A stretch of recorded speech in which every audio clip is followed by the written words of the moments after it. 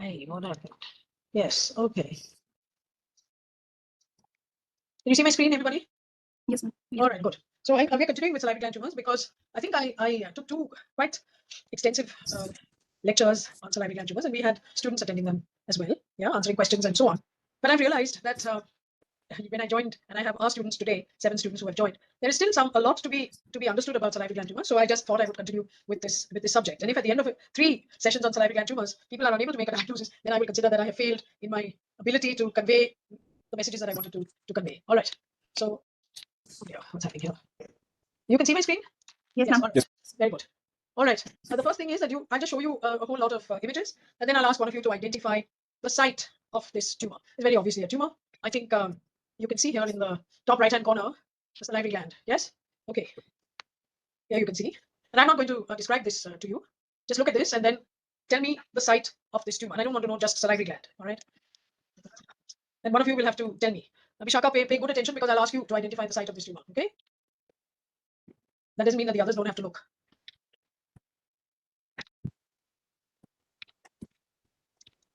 All right. You saw that this was a lesion. Now I happen to have told you that it's in the parotid gland. Yeah. And Vishaka, do you agree with what was seen over here? Yes, ma'am. It is from parotid. And, it's from the parotid. Why do you say it's from the parotid? It's more of serous, ma'am. Serous gland. Because the gland is serous. But what is the tumor? Warden tumor, ma'am. It's a Warthin's tumor. So suppose you didn't see the parotid gland, Vishaka. Would you have answered submandibular? Could have, ma'am, because it is more of mixed type salivary gland. All right. So suppose there was no salivary gland in the sections. Yeah. Could it have been the submandibular salivary gland at which this tumor had occurred? Could it have been in the mouth? Could it be in the sublingual gland? Yes, ma'am. It can be. So it could be, says Vishaka. All right. Let me ask Siley. Yes, ma'am. Yes, ma'am. Very good. Rashan. Ma'am, it is more commonly a tumor of major glands. Major gland, says Rashan. All right. Abrar. Yes, ma'am. It could have been. In what? Could have been in what? Say in what, no? Could it have been in major glands, minor glands? Major glands, ma'am. Major glands. So which major glands? Do you know which are the major glands? So it can occur in any of the major glands. Very good. Kamar. Yes, ma'am. It can occur in it is a major tumor of parotid gland. Sorry, it is what, Kamar? Tumor of major salivary gland. Okay, but which major salivary gland or all? It can also occur in submandibular. Achha, okay. What about you, Snehal? Ma'am, it almost exclusively occurs in parotid only, ma'am. Parotid gland. All right. So Snehal says that it will only occur in the parotid gland. Dinesh, do you know? Ma'am, Don't expect I Dinesh think to it can know. also, Huh? It can also occur. occur in minor glands of the tongue. I think now, Dinesh, don't complicate matters. Snehal is right. Everybody else is wrong. Okay. This is a tumor that only occurs in the parotid gland. You can get other oncocytomas, and you can get them in the sublingual. You can get them in the submandibular gland. But if you're going to call something a Warthin's tumor, yes, and what is a Warthin's tumor? So, who was answering? Vishaka? Ma'am, mainly we get mature lymphoid tissue along with oncocytic bilayering. Yes, it's oncocytic bilayering. It's one is oncocytic, the other layer is not oncocytic, it's basal. Okay, yes. So you will get cystic structures usually which are bilayered, yeah, and the cystic structures seem to be set in reactive lymphoid tissue, and this only occurs in the parotid gland. So what is the answer to my question, Vishaka? Exclusively in parotid, ma'am. It is exclusively in the parotid gland. Okay. Now I will tell you how this actually. Would you say it's a salivary gland neoplasm, Vishaka? Yes, ma'am. Yes. Does it contain myoepithelial cells? No, ma'am. No, ma'am. So what does it contain? It lacks myoepithelial cells. It is What is the second? What is the abluminal layer? ductal epithelial cells. Ductal epithelial. So there are 2 layers of ductal epithelial cells. Is that right, Vishaka? Huh? All right. So Saili, you want to help her? Yes, luminal cells are secretory cells and abluminal are basal cells. And the abluminal cells of this thing are basal cells, yes. So they're not, for God's sake, Vishaka, this is not 2 layers of oncocytic cells. The inner layer is of oncocytic ductal type, and the outer layer are basal cells. Vishaka, is there a difference between basal cells and myoepithelial cells? Myoepithelial cells are stellate or spindle shaped, ma'am. Oh, stellate. They're stellate. You saw stellate myoepithelial cells ever, Vishaka? Do you know what does stellate mean, Vishaka? What is stellate? Star shaped. Star shaped. When somebody says you're a stellar student, it means you're a star student. So stellar is the Latin word for star. So do you think myoepithelial cells are star shaped? No, ma'am, spindle shaped. So they are spindle shaped. Are there any other shapes, Vishaka? Plasmacytoid. Plasmacytoid. Anything else? Because now we have to recognize, Vishaka, what do myoepithelial cells look like? Because our approach is this a salivary gland neoplasm? Does it contain myoepithelial cells? If you don't know what myoepithelial cells look like, how are you going to identify it, Vishaka? Huh? Rashan? Yes, ma'am. What are the shapes of myoepithelial cells? Or what do they look like? She said spindle. She said plasmacytoid. Plasmacytoid. What? None of you has made a checklist. Wonderful. Okay. It can be clear, clear. It can be clear, cell. Yes, And they can be short oval. short oval. Very good. They can be single, angulated. I don't know about angulated, but yes, short, oval, hardly any cytoplasm. They can be clear in and they produce a whole lot of matrices, right? What are the common matrices, Vishaka, that they produce? Can be chondromyxoid, ma'am. Mainly chondromyxoid. Anything else? I love this word mainly. Everybody uses the word mainly when they don't want to say anything else. So chondromyxoid. Anything else? What do normal myoepithelial cells produce? What is the normal matrix that the myoepithelial cell produces, Vishaka? Anybody writing in the text box? Anu? No. No? Mixochondroid, Yes. hyaline. Hyaline. Okay. What else? Anybody writing? Vishaka, why is hyaline one of the matrices? Because what does it look like? Yes. What else was written there? The basement Chat membrane. box? Basement membrane. Basement membrane material. Yes. And it's not the postgraduates who are answering this question. These are people who are consultants who are answering the questions, because the postgraduates haven't even thought about it. Okay, that the hyaline matrix that is produced is because myoepithelial cells produce basement membrane. That's what the function. One of the functions of myoepithelial cells is to produce a basement membrane. It's also the function of basal cells to produce a basement membrane, because it is the outer layer of the duct. Yes, and that has to in some way attach itself to the stroma, and it does this by producing a basement membrane, which is a collagen. Okay, so mixochondroid, hyaline, which is basement membrane. Anything else? We also have glycosaminoglycans in the chat box. Oh my, glycosaminoglycans. Now, who said that? Does anybody know what is a glycosaminoglycan? Who said glycosaminoglycan in the chat box? Yes, ma'am. Who said that? I'm sure that they don't even know that glycosaminoglycan is what is there in mixochondroid. So just a big word. That is, if people said mixochondroid, did anybody say chondroid? Actual cartilage, actual bone. They're all produced by myoepithelial cells. Okay, so myoepithelial cells are behaving almost as if they are mesenchymal cells. They are not. Myoepithelial cells are epithelial cells which have got contractile proteins, and the main contractile protein is smooth muscle actin. There's also calponin and other proteins that are present in smooth muscle cells. Okay, so but they behave under conditions of neoplasia. That's why we call them Cinderella cells, as if they are mesenchymal cells producing collagen, hyaline, basement membrane material. They produce mixochondroid, chondroid, osteoid. Okay, they may even take on the avatar of adipose tissue. So myoepithelial cells are very, very interesting cells that have a wide variety of morphologies under conditions of neoplasia. If they are normal, they never show you any of these morphologies. They're short, oval, inconspicuous cells which lay down basement membrane. So now, Vishaka, tell me, does this contain myoepithelial cells? What's the answer? No, because those outer layer of cells are basal cells. They are not myoepithelial cells. Why are they not myoepithelial cells, Vishaka? Why are we referring to them as basal cells? Because they are not secreting any stroma, or Because they're not secreting any stroma. That's why. shape is not spindle shape. Oh no, I'm sorry, Vishaka. That's not the reason. Why do we call myoepithelial cells myoepithelial, Vishaka? Because of contractile property. What is that contractile property caused by? Filaments. Yeah, so the cytoplasm contains contractile proteins. Yes, that's why, Vishaka. So now will you tell me why that outer layer is not a myoepithelial layer, Vishaka? Talking about the Watkins tumor, it has two layers. It has an inner luminal layer. It has an outer abluminal layer, which I am calling a basal cell layer and not a myoepithelial layer. Why? Why, Vishaka? It's lacking on contractile protein. It lacks contractile proteins. It will not stain with smooth muscle actin. It will not stain with calponin. What will it stain with? If I want to do a stain to show that these are basal cells, what stain should I do? Immunostain, Vishaka? We can apply calponin P63, P40. No, I'm sorry, Vishaka. I just told you that calponin is in a contractile cell. That's why it's present in all smooth muscle cells. So now I'm telling you that this is not a myoepithelial cell. So why are you persisting with saying that basal cells will contain calponin? What should I use to show that these are basal cells? High molecular weight cytokeratins. High molecular weight cytokeratin. Acha. You don't think it will mark with P63? Or will it mark with P63? What do you think, Vishaka? What? Will it mark with P63? What? No, ma'am. Of course it will mark with P63. Vishaka, if you sat in my last talk, did you come to the last talk, Vishaka? No, You said ma'am. yes. Oh, you did. What? No, ma'am. I No, ma'am. didn't. Did you watch the replay? No, ma'am. So then I can't ask you. Snehil, will you please tell Vishaka why it will mark with P63? Snehil, are you there? Yes, ma'am. Yes. So will it mark with the outer layer of? ma'am. Will it mark with P63? Yeah, ma'am. Yeah, ma'am. The basal cell layer will mark with P63. ma'am. Okay. Why will it mark with P63? Although it is not a myoepithelial cell. Reason I don't know. You don't know. Okay, very good. Let's ask Kamar. Yes, ma'am, it is marked with. Yes. And Yes, what? Why? It is not a myoepithelial cell. Still, it will mark with P63. yes, ma'am, Why? it is maybe due to the granules. Granules. Now, come on, Kamar. Don't make up answers. Abrar. Ma'am, because yes, ma'am, it will mark with P63 as P63 can mark both basal as well as myoepithelial. Absolutely. The abluminal cells of ducts, whether they are in the prostate or they are in the salivary gland or they are in the breast, whether or not they are basal or myoepithelial, will both mark with P63. So this, you're absolutely right, Abrar. Okay. So the abluminal cells, irrespective of whether they are basal or myoepithelial cells, will mark with P63. Do you know, Rashan, that the basal cells of the prostate mark with P63? Yes, ma'am. Do they mark with SMA? No, ma'am. They don't. Why? Why don't they mark with SMA? Not having the smooth muscle actin. Absolutely, because Not contractile. they are not contractile. Okay. Every day we use P63. Those of us who are doing a lot of prostate work. Every day we use it, to see whether the basal cells are maintained or not maintained. If they're not maintained, then that is a carcinoma. So, Vishaka, these are not myoepithelial cells, and if you want to detect them, although they're not myoepithelial cells in this particular tumor, you can use P63. All right. Vishaka, is this benign or malignant? It is benign, ma'am. It is benign. All right. Okay, so what is the tumor? Warthin's, ma'am. It's a Warthin tumor. Okay. So now shall I tell you where this tumor was situated? You read this now. This was a tumor situated at level 2, and the FNAC diagnosis was metastatic adenocarcinoma. Can you explain that to me, Vishaka? Do you know what is level 2? What is level 2, Vishaka? Lymph nodes are divided into 5 levels, ma'am. Yes, which lymph Seven nodes? Which lymph nodes? All lymph nodes everywhere? Cervical lymph node, ma'am. Cervical lymph nodes. Okay. So where is level 2? Submandibular. Submandibular. Submandibular is level 1, Vishaka. So where is level 2? Saili, you want to help her? Where is level 2? Where is level 2, Saili?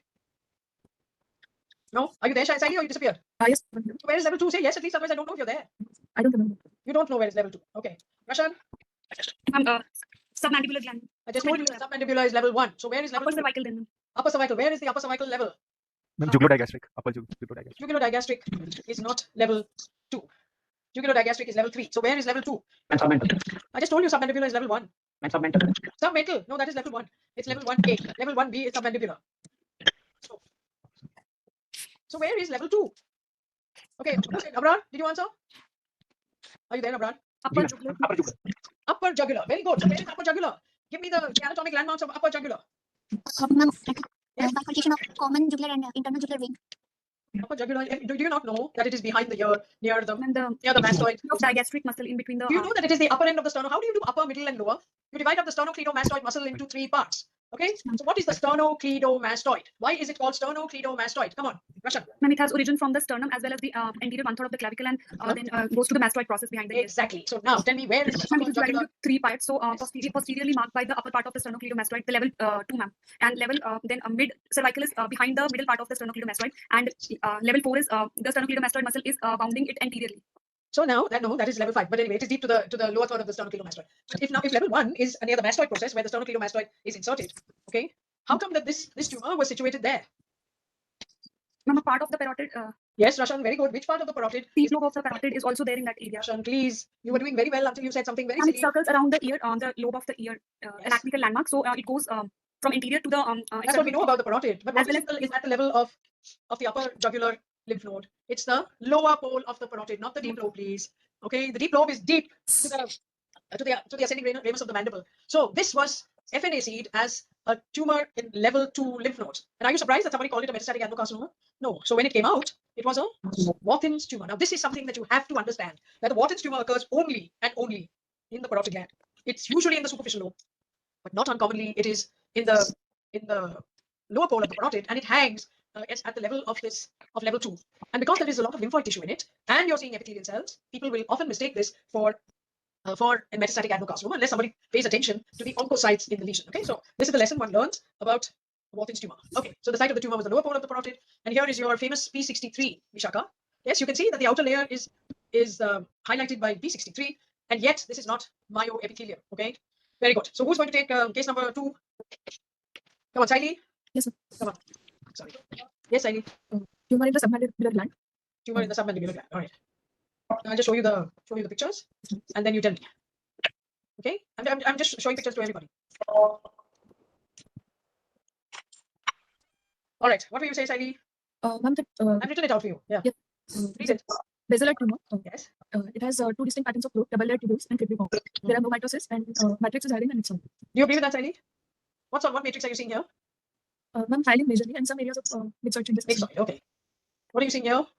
Ma'am, I can see many tubules which has which are double layered and eosinophilic secretions inside it. Yes. Very good. What are you seeing here? Basaloid looking cells, ma'am. Very good. Tubules and having some tubules having mucinous secretions. Some tubules have a mucinous secretion. Everybody agrees with Saili that the tubules have a mucinous secretion. Vishaka, you agree with Saili? There's somebody called Ifat that says no. Absolutely, categorically no. Does not agree with you, Saili. Vishaka, you agree? You agreed with Saili. You said yes. That there are tubules that have a mucinous secretion. Sorry, what is that? Basaloid secretion, right? Yes. Rashan, you agree? Ma'am, these are the secretions of the abdominal cells, the myoepithelial cells, and then it's secreted in the stroma. And because of the compression, they look like they're inside. Yes, you're absolutely right. These are not tubules. What are they, Rashan? Ma'am, they are basophilic secretions of the I know myoepithelial. that. But what are these? Are not tubules. What is the structure that is being formed? These are not tubules. There were tubules very clearly seen over here. Yes, you had lumen, you had secretions in the lumen, and you had abluminal cells. There are many, many tubules in this section. All right. What's containing these basophilic structures are not tubules, Rashan. What are they? You are Cyst, right. ma'am. They're not tubules. Cyst. What are they? Cyst, ma'am. Cysts. Yes, cysts. All right, Abrar. What are they? They're either tubules or they're not tubules. So what are they? Pseudoglandular spaces. Pseudoglandular spaces. What do we call pseudoglandular spaces? Huh? There's a word, no, for them? Abrar? Yes, ma'am. What is a pseudoglandular space? She said it's a pseudoglandular space. So what is it? Yes, Kamal? Ma'am, the stoma is entrapped by the abdominal cells. Very good. So what do you call those spaces? Pseudocyst. Pseudocyst. Acha. Snehil. Ma'am, adenoid, ma'am. Or lumen. Adenoid. Absolutely right. Adenoma is a gland. Yeah. It's a tumor forming gland, and this is not a glandular space. So we are calling it an adenoid space. Okay. So we've got one component of this tumor now. It is adenoid. All right. And then you have cribriform spaces. What are cribriform? Can you see my cursor? Can somebody point to the cribriform? Ask for an annotation. Come on, Saini, ask for an annotation. Yes, sir. Yeah, good. Now show me the cribriform spaces. No, these are. These are where? I can't see your. Oh, this is what you have shown. Where here? I can hardly see it, Saini. Take a pen with a thick. Okay, okay. Yes, sir. Yeah, Dinesh. Okay, approved. Come on, Dinesh. Where is your? Saini, okay, cribriform. But what is cribriform, Saini? If you were to point to that as a cribriform, if you told me that was adenoid, I would agree. I'm not agreeing to that being a cribriform. Somebody's made a black one. Who did that? Who did this black thing? Yes, that is cribriform. The others don't see any other cribriform at all. What? Yes, I'm approving. Who's this? Vishaka, come on. And Kamar. Mark your cribriforms. Kamar. Yes, but I can't see Yes, it ma'am. because you know what you're doing. Yes. You're taking the first pen. The first pen is a disappearing ink. It says no. So that's right. Now who did that? Again, it's a disappearing ink. There you are. That is cribriform. And what is the meaning of cribriform? Sieve-like. It's sieve-like. Yes. And what is the meaning of sieve-like? Sieve-like means what? What is the meaning of sieve-like? What is a sieve? Channi. I know that. But what? Suppose I have something Have that is species inside. Empty spaces inside. empty spaces. That's all. So I have one big, large, empty. And usually the That's it. Yes, Dinesh. What is sieve-like? Ma'am, Yes, Dinesh. Tell me. usually where we can see perforations in a cribriform. Yes. So number one, whereas- there are multiple perforations. It's not one. Multiple perforations. Yes. All of more or less the same size and all more or less at the same distance from each other. Have you seen a Chinese or a thing or not? Do you have one big hole, one small hole, one even tinier hole? No, they are regular. It's all, somebody has said it over there in the chat box, regularly distributed perforations in all of the same size. Okay, so that is what is cribriform. So any whole thing is not cribriform. This is cribriform, which is being shown over here in the, let me get a different pointer. All right, so this is cribriform. They've shown it here, right? And there are other cribriform spaces as well. But what had been shown by Siley was not cribriform. It was an adenoid structure. All right, very good. Let me get rid of this annotation and let me see if I can go to the next. Yes. Now, what is this? This is tubular, as somebody said, and all of the tubules have got a luminal and an abluminal layer. And these are true lumen. Why are they true lumens, Dinesh? We call the other things false lumens. Okay, we call them adenoid. Why are these true lumens, Dinesh? Ma'am, because we see the secretions from the Center. luminal cells. And it's got two layers, right? So all ducts and tubules in the salivary gland have got two layers, right? And in the center, they will have true secretions, which you can see in this field are all pink. All right, so these are tubules or ducts. One of the two you can use. Tubules are just the small variant of tubes, and ducts are tubes. Okay, you can have other things that are like tubes, but in this case they're ducts. All right, and you can see that. And here you can see the formation of a potential cribriform or pseudo glandular area. You see this here? You can see the double layer. Okay, now this whole tubule or duct has rounded on itself. It has bent on itself. Can you see that? I'm going to show you the outline of this bend on itself. Let me annotate. Okay, if I can get an annotation. Yes, okay. Let's take this. Can you see this now? This duct has bent on itself. You can see that's the outer layer of the duct. See this? This is how, can all of you see that? I'll try and take a pen. Do it again. Yes, now you see this is the outer layer. I'm just marking the outer layer of the duct. And then it has bent upon itself. So if it has bent upon itself, what do you think is present in this part of the duct? Let's see if I can get a different color. Yes. What is present here in this part of the duct? In the center, it's bent upon itself. So now what's in the center of this bend? Yeah, come on, Shiny, what's in the center of this bend? And I will now It's a matrix, no? it's the matrix. Why do you think it's the matrix? Because it is surrounded on all sides by the abluminal cells. Okay, so those abluminal cells are secreting their matrix into the stroma. And because this duct has bent upon itself, as you can see over there, like a horseshoe, all right? Here again is another horseshoe, and you can see it. See this? It's a horseshoe. And on the inside here, again, are the abluminal cells, because the lumen is towards this part. Okay, and now here they were secreting mitochondria. Here, what is being secreted, Siley? What is being secreted here? Yes, Siley, what is being secreted in this area? Some highly. Hyaline. So you see how you can get a cribriform structure, and here it is formed. Look at this structure. And in this structure, you are seeing these two structures. Some is hyaline and some is myxoid. Here you can see the myxoid in this particular one. All right, so that is how cribriform structures and pseudoglandular structures are formed in this tumor, because the tubules and ducts are bending like horseshoes, and this keeps on happening until you get abluminal cells situated in the center of this particular structure, and then you get the distension of those of the stroma by either myxoid or by hyaline. Has everybody understood this? If somebody hasn't understood it, please let me know, because this is very important to understand, and many people don't understand it. I don't blame anybody for not understanding it, because you have to imagine it, but I showed you this because you will understand it better in this case. And then here too, you can see this in the top. See how it is beautifully bent on itself. And it keeps on doing this, bending and bending, until you get the kind of structure that you see in this particular tumor. All right? Okay. Now, why am I not getting the move? Sometimes it sticks. Sorry. All right. I'm sorry, but my screen seems to have stuck. Let me go back and why it's stuck. Oh, let me go back to the cursor. Where's my cursor? Save. No, it's moved. Sorry. Okay. So what are the features that we noticed? Basaloid tumor. Two distinct patterns of growth. Double layer tubules, cribriform. No mitosis. There's a hyaline and a myxoid matrix. So now, Siley, come on. Is this a salivary gland neoplasm? Yes, ma'am, it is. Okay, very good. Does it contain myoepithelial cells? Come on, Siley. Does it contain myoepithelial cells? Siley? Yes, ma'am. Yes. Why? Why does it contain myoepithelial cells? Nobody can play guessing with me. I have to know why. So why? Because of matrix. Because of the matrix. Very good. No. Yes, there is a matrix. Number 2.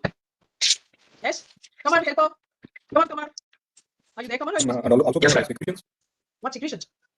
Yeah, there are Myxoid secretions. and That doesn't tell you that they are myoepithelial cells. Why is this myoepithelial cell? She said because there is a myxoid and a hyaline matrix. Excellent. Then, what else? No, that's all. Just read the description for God's sakes. Cribriforming. Cribriforming. All right. So what that means? What? There are adenoid structures. Okay. Anything else? You don't see basaloid written right there in front. What's wrong with you, Siley? You didn't even have to write this. I've written it for you. Is basaloid one of the forms of myoepithelial cells? Yes or no, Siley? Yes, ma'am. Yes, ma'am. Repeat again, Siley. What are the forms of myoepithelial cells? Come on. Ma'am, basaloid, spindle shape, plasmacytoid, clear cell, Clear cell. Yes. What else? epithelioid. Epithelioid. What about the most common form, which is short, oval? Huh? So there are many forms of myoepithelial cells, but all of you it seems to go out of your heads. Why? Because you're trying hard only to memorize it. That's the problem. That is really the problem. Okay, so does this contain myoepithelial cells? Yes, What's the answer? Yes. Okay. Is it benign or malignant? It's benign, ma'am. Why? Oh, it's benign. I see. Okay, Siley says it's benign. Vishaka? Yes, ma'am. What? What, Vishaka? It's benign. No, ma'am. No. What do you think? Malignant? Myoepithelial cells are present, Yeah. So what? but features are of carcinoma, ma'am, adenoid cystic carcinoma. So then what is confusing you, Siley? Sorry, Vishaka. What is confusing you? Huh? Why are you confused? It contains myoepithelial cells, madam. Yes, but the features are those of malignant adenoid cystic. So what's confusing you? You certainly confused, Siley. Rashan? Ma'am, it's malignant. Malignant. Why? Its behavior is malignant and Its infiltrated. behavior is malignant. Okay. So what is the diagnosis? What's the diagnosis? Adenoid cystic carcinoma. As adenoid cystic carcinoma. Okay, very good. Do you know the tumors that contain myoepithelial cells? Do you know all the tumors that contain myoepithelial cells?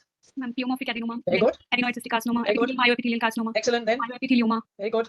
And Um, polymorphous low-grade adenocarcinoma. PL. Right? All right. So all that one has to do is, I know these 5 tumors contain myoepithelial cells, and which is it likely to be? So, Siley, is this a pleomorphic adenoma?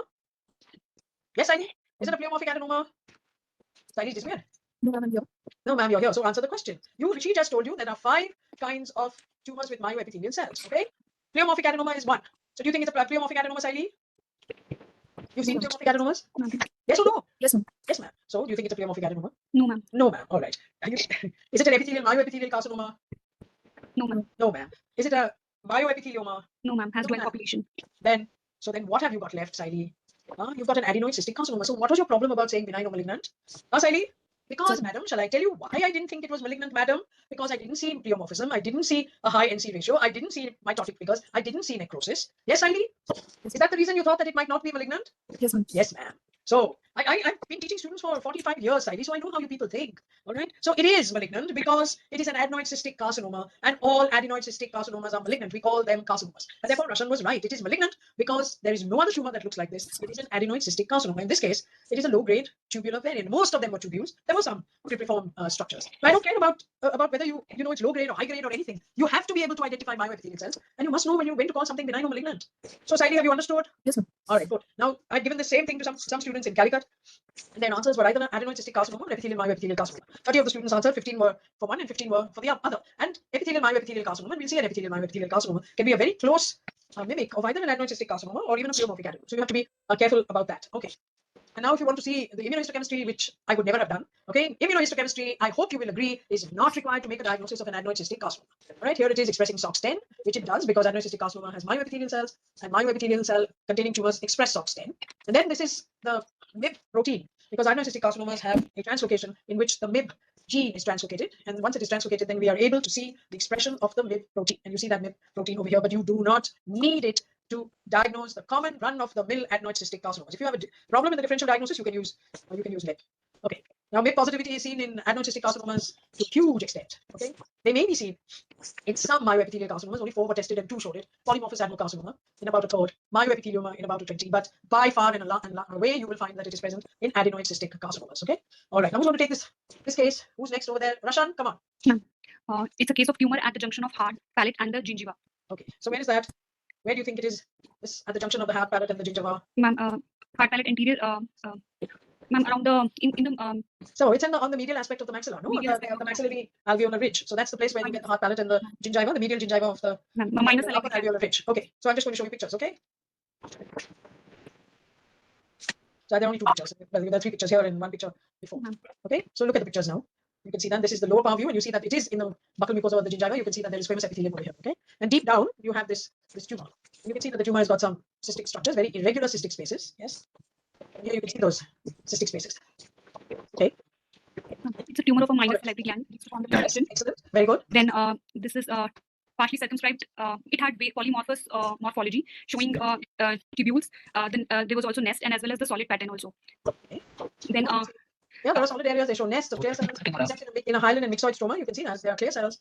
There is a hyaline stroma. There's also a myxoid stroma. And on the other hand, you have these cystic structures. Yeah, if you might want to call them glands, but salivary gland doesn't have glands. You know that, no? The salivary gland has ducts. So if you have to call them anything, then you'll have to call them either cysts or ducts. Okay, so you can see that. And here, this is rather solid in some parts. You can see that they're solid. All right. There's tubuloductal and solid. Never use the word gland because the salivary gland doesn't have glands. It has acini. The secretory part of the salivary gland is an acinus.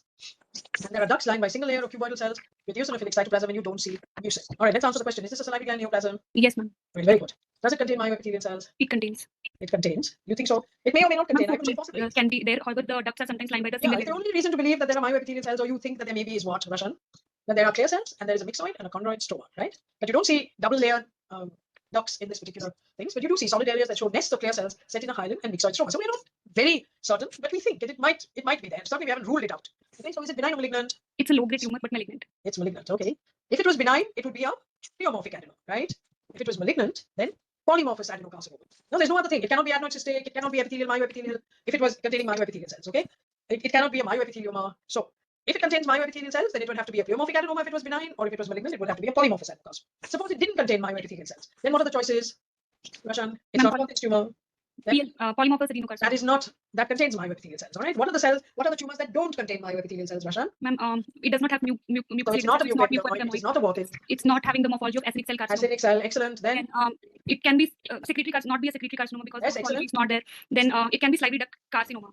does it look like a salivary duct carcinoma? The answer is no. No, it's not a salivary duct carcinoma. It doesn't have necrosis or anything of that sort. Yeah. And it's not There's one oncocytoma. thing it can possibly be, and that it's possibly a hyalinizing clear cell carcinoma. No, that's a possibility. Okay, but clear cell carcinomas which produce hyaline and sometimes there's a bit of myxoid in it, never show you these very thick, solid areas and then some cystic areas. So it's highly likely, therefore, that this tumor does contain myoepithelial cells, and there are only 2 options. One is a pleomorphic adenoma because that contains myoepithelial cells, or it is a polymorphous adenocarcinoma. Now I've deliberately put in red or highlighted in red these 2 words: pleomorphic and polymorphous. What's the difference, Rashan? Ma'am, polymorphous, they mean by the presence of different kinds of morphology, solid as well as in nests or in the tubuloductal. Pleomorphic. Pleomorphic. What is pleomorphic? Having various morphologies.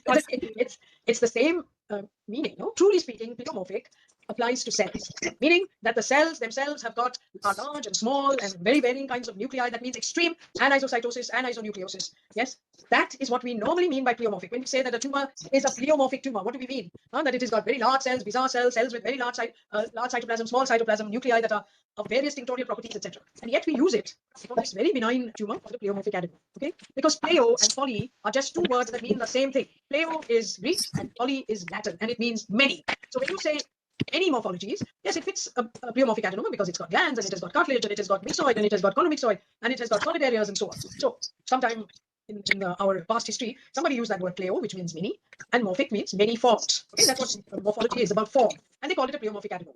But the word that really means what we should reserve pleomorphic only for tumors that are, have a variation in nuclear size and shape and cytoplasmic variations in size and shape. But it has stuck in the literature, and therefore we call something pleomorphic adenoma. Now polymorphous means the same thing. It's got many different morphologies. It has glands, it has solid areas, it has myoepithelial cells, etc. Okay? So now we know that this is not a pleomorphic adenoma. You agree, right, Rashan? Yes, ma'am. Yeah. So then you have only one other diagnosis, and that is polymorphic adenocarcinoma. Because although this is possibly doesn't fit any of the different entities that we know in the group that does not have myoepithelial cells. So it possibly has myoepithelial cells, and this is what it is. Okay. This is a polymorphous adenocarcinoma. Nobody now uses the word low grade. It has been removed. It used to be called PLGA.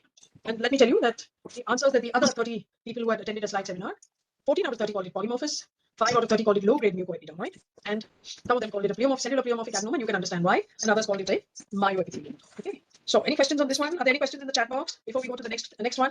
Ma'am, we have questions. Ma'am, questions for the previous slides we have, not for this one. All right, so then you ask them, no, at that time. Tell me, what is it? Why is Watten's tumor common in people who smoke? Why is Watten's tumor, sorry? Why is Watten's tumor common in people who smoke? That's a new one on me. I didn't know that they were more common in people who smoke. Somebody is obviously reading a lot of trivia. Trivia means small print. I have no idea at all. Okay. Any other? Next question, ma'am. Are adenoid spaces same as stromal spaces? Stromal spaces. Yes, they are stromal spaces. They are. But they have to be filled with some kind of material, either hyaline or myxoid or some other matrix, okay, for it to be called adenoid. Otherwise, why would you consider them to be glands? Because they contain a secretion, right? So they look like glands that contain a secretion, but they are not glands that contain a secretion. They are stromal spaces. Yes, very good, but it's not enough for it to be edema in the stroma. Okay, edema is also stromal space, where you can get holes in the stroma, but that is not adenoid. So it has to have a matrix in there. All right, any other? No, ma'am, only two questions. All right, very good. Anything on the last case? Has anything come up? No, ma'am. No. All right, so let's go to the next one. All right, now we have to find somebody else to take this. Abra, chalo. Yes. Tell me. 58-year-old male with a well-defined single solid 4 centimeter space occupying region in the parotid gland. Yes, very good. No. Tell me, Abra. And we see a well circumscribed region which is showing the thick capsule on one side, and cells have got cells are forming ducts, and they have a nuclear architecture. They're forming ducts. Very good. But what do you want to say about the ducts, Abra? Anything that you notice about the ducts? Speak, Abra. I'm just going to get myself a glass of water. Come on, say. I can hear you. So tell me, what do you want to say about the ducts?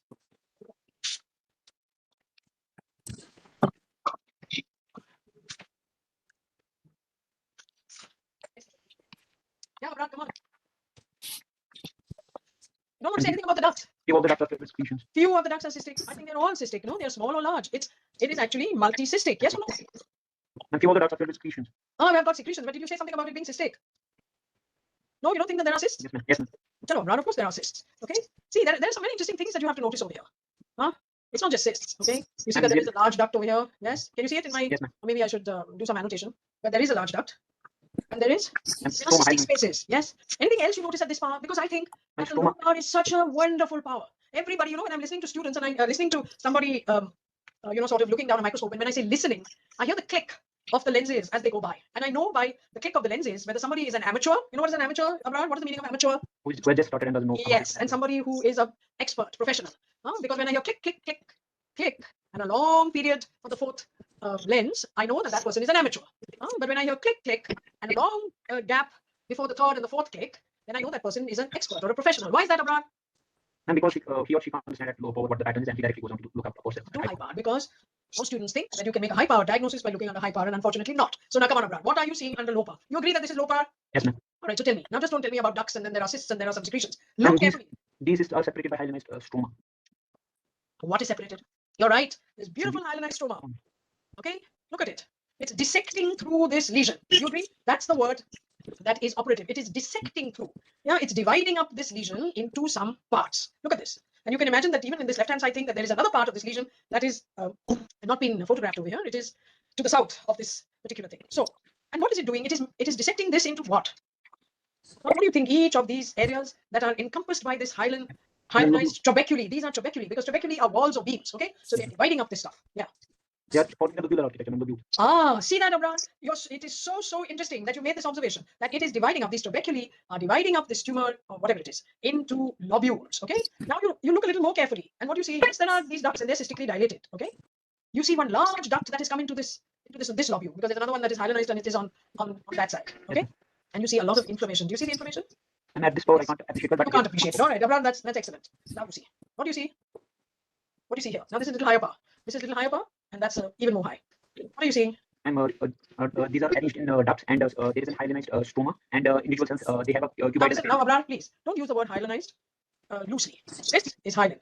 It's dense pink collagen. Okay, all collagen is not hyaline, Abraham. Now don't spoil your very good performance so far. What is this? This is hyaline. What are you seeing? Is this dense pink collagen? No, I don't think so. No. And even here, you think it's dense pink collagen? No. So what are you seeing?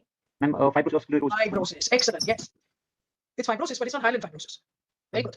And the individual cells have What are these? But anyway, what are they? Don't tell me about individual cells. I'm still looking at pattern. What is this? What are these structures that are being formed? Come on, Abraham. You know what they are. You said the word. No, what are they? ducts. They're ducts. They're ducts. They're tubules. If you don't want to call them ducts, they're small. And each one of them has got what? Huh? It's got luminal and abluminal cells. Yes or no, Abraham? That's what we do in the salivary gland, in the breast. We are in the prostate. We are looking for luminal and abluminal cells because to us, in those situations, that is normal. Yeah. So, do you see luminal and abluminal cells? Answer is yes. Of course, you see. You can't see it on the left-hand side. Yes, you do see a double layer. Yes. I'm not imagining it. They are there. Okay. And they are strangled. All of these things are strangled by this fibrosis. Now, you know what we must be looking at, no? We are looking inside one of these lobules or nodules, as you called it. Yes or no? Yes, ma'am. Yeah, you're looking inside that, and now you're seeing ducts. Yeah, lots and lots and lots of ducts. Very irregularly placed ducts. Agreed? Yes, ma'am. Every duct has got a double layer of rod, luminal and abluminal. Yes or no? Yes, ma'am. Excellent. Now, if you have ducts in the salivary gland, what is the next thing you should be looking at inside a lobule of the salivary gland? You only get ducts in the salivary gland, what else do you get? Acini. So do you see acini? No, ma'am. Ducts maybe. You see ducts on the left-hand side. Now look to the right-hand side. Do you see acini? Are they there? No, ma'am. Yeah? What do you see? What are these? You see something, no? Yes, ma'am. You see something here. And you see something there. They're quite different from the ducts that you see with the open lumina. Yes? Yes, ma'am. So you're seeing something. See here? What are you seeing? Acini. Acini. And how did we say that we would recognize an acinar cell? How do we recognize them, Abrar? Acinar cell has a round nucleus. It's so round. You don't have, you can literally, it's a sphere. Look at it. They Yes, ma'am. all have these round nuclei. And you know they're not ducts because they've got almost pinpoint lumina. Look at them. That one on top, maybe it's a small duct, but these are not. Look at those lumina. That's the kind of things that you see. And here too. It's got a nice basement membrane. You see that basement membrane? Yes, ma'am.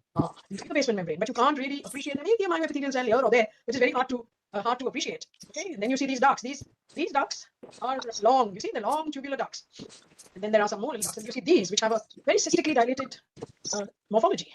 There are inflammatory cells. Okay, now you said some very interesting things, Abrar. Look at them. Look at this one now. I've enlarged it for you. What do you see over here? Well circumscribed region which having ducts, and they are then intervening stromas having inflammatory infiltrates. Yes. And cystically dilated spaces are present. Very good. And And what are you seeing here? mucin. Mucin, yes, but mucin in what? In ducts? Where do we see mucin in salivary glands? Where do we see mucin in salivary glands? And luminal. Where do you see them? Seromucinous gland. What is seromucinous? I'm containing both secretion and mucin secretion. Yes, but where? Where? In which structure? Mandibular. In the what? In the ducts? No, ma'am. Acini. Acini. Very good. Okay. So you see them in the acini. Okay. So now here, there's some things that look like they are acini and they may contain mucin. Okay. There are some like these, which, well, they look, I can't make out whether they're ducts or they're acini, but when you did mucin on them, the mucin was negative. Okay. There is some PS positive material, but there is no mucin in this. Okay. Then what else do you notice? You notice anything else? And You notice that this is like almost like a radiating out from a center over here? Yes, You see this? You see this, no? This fibrosis is almost radiating. And if it was in the breast, what might you have thought of? The breast, a radial scar. and ductal carcinoma. Not ductal carcinoma, please. It's a radial scar. Radial. Because many of these have got a double lining to them. Ductal carcinomas don't have double lining. Yes, ma'am. Okay, they don't have luminal and abluminal cells. Okay, so now you yourself said this. You said that the lobular pattern is maintained. You used the word lobule. Very good. Yes, ma'am. Each lobule has got good circumscription, but there is intralobular disorganization. Yes or no? Yes, ma'am. Yes, there are tubules, there are ducts, and there are acini in a sclerotic stroma. So it is fibrotic, but it is not hyaline fibrotic. Okay, so you can use the word sclerotic. Some of the acinar structures have eosinophilic granules in the cytoplasm. See? Can you see them? And they're not, this is not mucin. This gives you at hyper. And there is no matrix other than sclerosis. No? There's hyaline sclerosis around the thing. So now come on, Abrar, we have to answer. Is this a salivary gland neoplasm? Yes, ma'am. Oh, you think so? When the lobular pattern is moving in, when each lobule has got good circumscription, and there is intralobular disorganization, and you've got tubules, and you have ducts, and you have acini, all the stuff that you see in a normal lobule, and you say that it is a salivary gland neoplasm. Now, what should I ask you to do, Amrar? To do stand on your head exercises, no? So that your brains can settle where they should settle, Amrar? So, can it be a neoplasm when you have tubules, ducts, and acini, all in a lobular structure? Do you think so? No, ma'am, it's not. No, just because it is in a salivary gland symposium or slide seminar, everything has to be a tumor. And the answer is No. possibly, maybe it's not. Okay, and you described the lobule so well. Does this lesion contain myoepithelial cells? Yes, ma'am. Yes, it does. It's around the ducts. And in the, we couldn't see it well in the acini, but it's certainly around the ducts. So is it benign or malignant? Ma'am, benign entity. Benign entity. Okay, somebody's asking some questions over there, I can see. Yes. It's benign. So what kind of benign? Come on, Abrar. If you had to make up a name for this, what would you call it? I'm sclerosing. Cysts? Yes, it's got sclerosis. Yes, Abrar? Sclerosing polycystic. Absolutely, now see that. And yet you are willing to call this a salivary gland neoplasm. Huh? Sorry, ma'am. So it's sclerosing polycystic adenosis or polycystic sclerosing adenosis, whatever you want to call it. Now, why did we recognize this, Abrar? We recognized it because it was important at low power to recognize that there was a lobular pattern to this tumor, and that there was a mixture of ducts and tubules and acini, and there is no tumor that shows you a mixture of ducts, tubules, and acini. There is no ductal tumor that shows you acini differentiation, or an acini tumor that shows you ductal differentiation. Have you heard of such a thing? No. All right, and we know that the kinds of tumors that occur in the salivary gland. All right, so that's it. Now, because some of the people, some of the people thought that this was a mucoepidermoid tumor. Most of them called it a mucoepidermoid tumor. Nobody called it polycystic sclerosing adenosis. Some people called it an acidic cell tumor because they were impressed with the acini. Some people, I don't know why they called it an adenocystic carcinoma. Some called it a salivary duct carcinoma. Some just called it an adenocarcinoma. But the main differential diagnosis of such a thing is a mucoepidermoid carcinoma, because people see those mucinous acini and think that that's a mucoepidermoid tumor. But a mucoepidermoid tumor is not, and I will repeat 100 times, not diagnosed because something contains mucinous cells. Okay, many lesions contain mucinous cells. Hyalinizing clear cell carcinoma contains mucinous. I will show you mucinous cells. Duct carcinomas can show you mucin containing cells. Okay, and here you're seeing polycystic sclerosing adenosis or sclerosing polycystic adenosis, whatever you want to call it, shows mucinous cells. So please don't look at mucinous cells and say, for that matter, pleomorphic adenoma has areas where you can have mucinous cells. I see mucinous cells, therefore it's a mucoepidermoid. All right, let's have the questions. Here, P63, you can see the in this case the myoepithelial cells that are running around the ducts. Okay, and yes, please tell me, what is the question? Ma'am, can this trauma be called as desmoplastic? Answer is yes. They're all different names. The more cellularity you have in it, the more desmoplastic you think you will call it. But desmo means firm or even hard. So when you say a desmoid fibromatosis, means that it is very firm or very hard. So the word desmo is an adjective from the Latin, from the Greek desmos, which means very hard. Okay, so that's all that it means. So if something is sclerotic, yes, it is desmoplastic, and vice versa. Any other? And what is the difference between hyalinization, fibrosis, sclerosis, and desmoplasia? Hyalinization is when you get dense collagen. Okay, there are no cells in that tissue at all. Sclerosis, desmoplasia, and what is the fibrosis? Yes, all of them contain collagen with greater or lesser number of cells. So you can use almost any term interchangeably with those three, but you can't say that hyalinization is some hyalinized tissue you may call sclerotic. It's fine, but you don't say fibrotic when you mean hyalinized, or you can't say desmoplastic when you mean hyalinized. Hyalinization is hyalinization. It's glassy and it is pink and it doesn't have cells in it. Okay. Any other question? And what would be the probable FNAC diagnosis here? Probable FNAC diagnosis could be anything. It'll probably be called, depending upon how much sclerosis, how many acini you see, how many ducts you see. Okay. If you could call it a tumor, you might even call it sclerosing. Because it's so sclerotic, you may not even get material in that FNAC, in which case you might think it is hyalinidinitis. Okay. So it can be anything. And I don't think that this is something that you can diagnose and leave alone. Okay, it would have to come out because it forms a mass. Just like sclerosing adenosis or one of those other things can actually form a mass in the breast. Okay, any other? And just last question, isn't that term used only in malignancy? What? Which term? Desmoplasia. And the term is not meant, yes, ma'am, desmoplasia. Yeah, no, of course not. You can get the desmoplasia can be an inflammation. That's all it means. It means plasia is growth, desmo means firm. So in other words, the stroma is firm. There is a growth of fibroblasts in the stroma. Okay, that's the meaning of the word desmoplasia. It has nothing to do with malignancy, although a lot of malignant tumors that are epithelial can show you desmoplasia. You can get any desmoplasia in anything. All right. Anything else? No, ma'am. All right, good. So now, those of you who are interested in the update from the 4th edition, you can go look it up in Head and Neck Pathology in 2017. But the sclerosing polycystic adenosis is named for its resemblance to fibrocystic chains and sclerosing adenosis of the breast. Okay, so duct morphology ranges from intercalated to apocrine, and its characteristic feature is the presence of acini with, as I showed you, aberrant coarse red zymogen granules. You can get mucinous material as well, but you should be able to see it because almost exclusively, not only, but it occurs in the parotid gland. So you're expected to see zymogen granules. Okay, serous acini. All right, who's going to take the next case now? Who hasn't answered so far? Come on, Kumar. Come on. Yes, ma'am. Sorry, how do you pronounce your name? Ma'am, Kamaruzama. Huh? Kamar. Kamaruzama, but you can say Kamaruzama. Huh. Come on. Recurrent parotid gland tumor, past history of excision of a mixed tumor from the same site. Okay, now I'll show you all this. Okay, Kamar? Okay. So you're watching, right? Yes, ma'am. Good. Ma'am, hypocellular area. Excellent. The whole lesion is hypocellular. Excellent. Anything else you noticed? And myxoid stoma. Yes, there is some myxoid. There's also what? And ma'am, epithelial and What is, myoepithelial. what is all this? This is not myxoid, right? You think it's myxoid? Huh? Hyaline material, ma'am. Hyaline. So there is hyaline. See? hyaline, it's myxoid. What else do you see? Yes, ma'am. It's very hypocellular. Come on, is absolutely right. Look at it. This lesion is extremely hypocellular. There is reams of hyaline. Okay, there is myxoid. But that's not all you're seeing. No, we are only describing the stroma. What else? Are there any cells? Whatever cells you can see, what are they like? Ma'am, this cell just looking like giant cell. Looking like what? Giant cell. Come on, show me where you are seeing giant cells. Ask for annotation. Chalo bhai. Okay, ma'am. You know how to ask? Yes, ma'am. I am. Okay, excellent. Now we have proved. Come on. Take the second pen. Yes. Click on the second pen, Amar. Come on, sorry. Okay, ma'am. You know, you have an arrow, then you have a disappearing ink pen, then you have another pen. Yes, can you do that? Yes, ma'am. This one. You've got a menu, no, that has come up on your left side of your screen. Come on. Yes, ma'am. Okay, so you see from the top arrow, then one pen, then another pen. So click on that. Do you see it? Ma'am, ma'am, it is a. Hey? Okay, never mind. Ma'am. Okay, let me do it. Ma'am, it is in the left side, Yeah. left upper portion of this This slide. thing. This Oh, ma'am, thing. ink Is this not working. your ink is not working? Achha. I have made a mark. Is that what you're saying? Giant cell? No, no. No, ma'am. This thing is a giant cell. I made a second mark. No, this is a giant cell. No, ma'am. Oh, so I can't see. Where you're seeing a giant cell on the left side now. What are these three things that I have marked?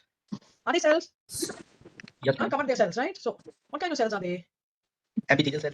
Now don't ask me a question. Please look at them and tell me what you think they are. There are lots of other cells. Huh? I'll mark them with another. Yes, ma'am. There is epithelial cell and myoepithelial cell. Okay, you think that they're both epithelial and myoepithelial. What is this now that I marked in red? You can see my mark in red. Myoepithelial cell. Myoepithelial cells, and see the number of them. They are spindly, small oval. They are sitting inside a myxoid matrix.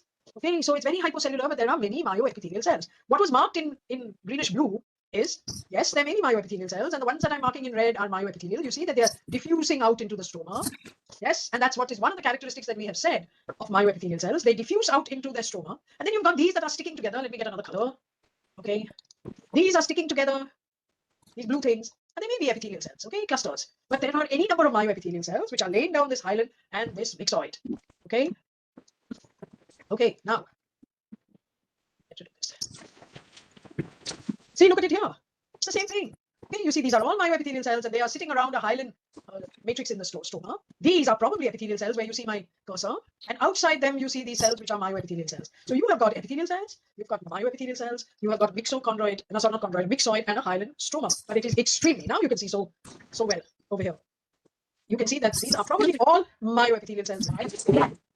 Sorry, somebody's got a echo. Now you can see the myoepithelial cells in the middle. You can actually see a small blood vessel. So that cannot be a lumen.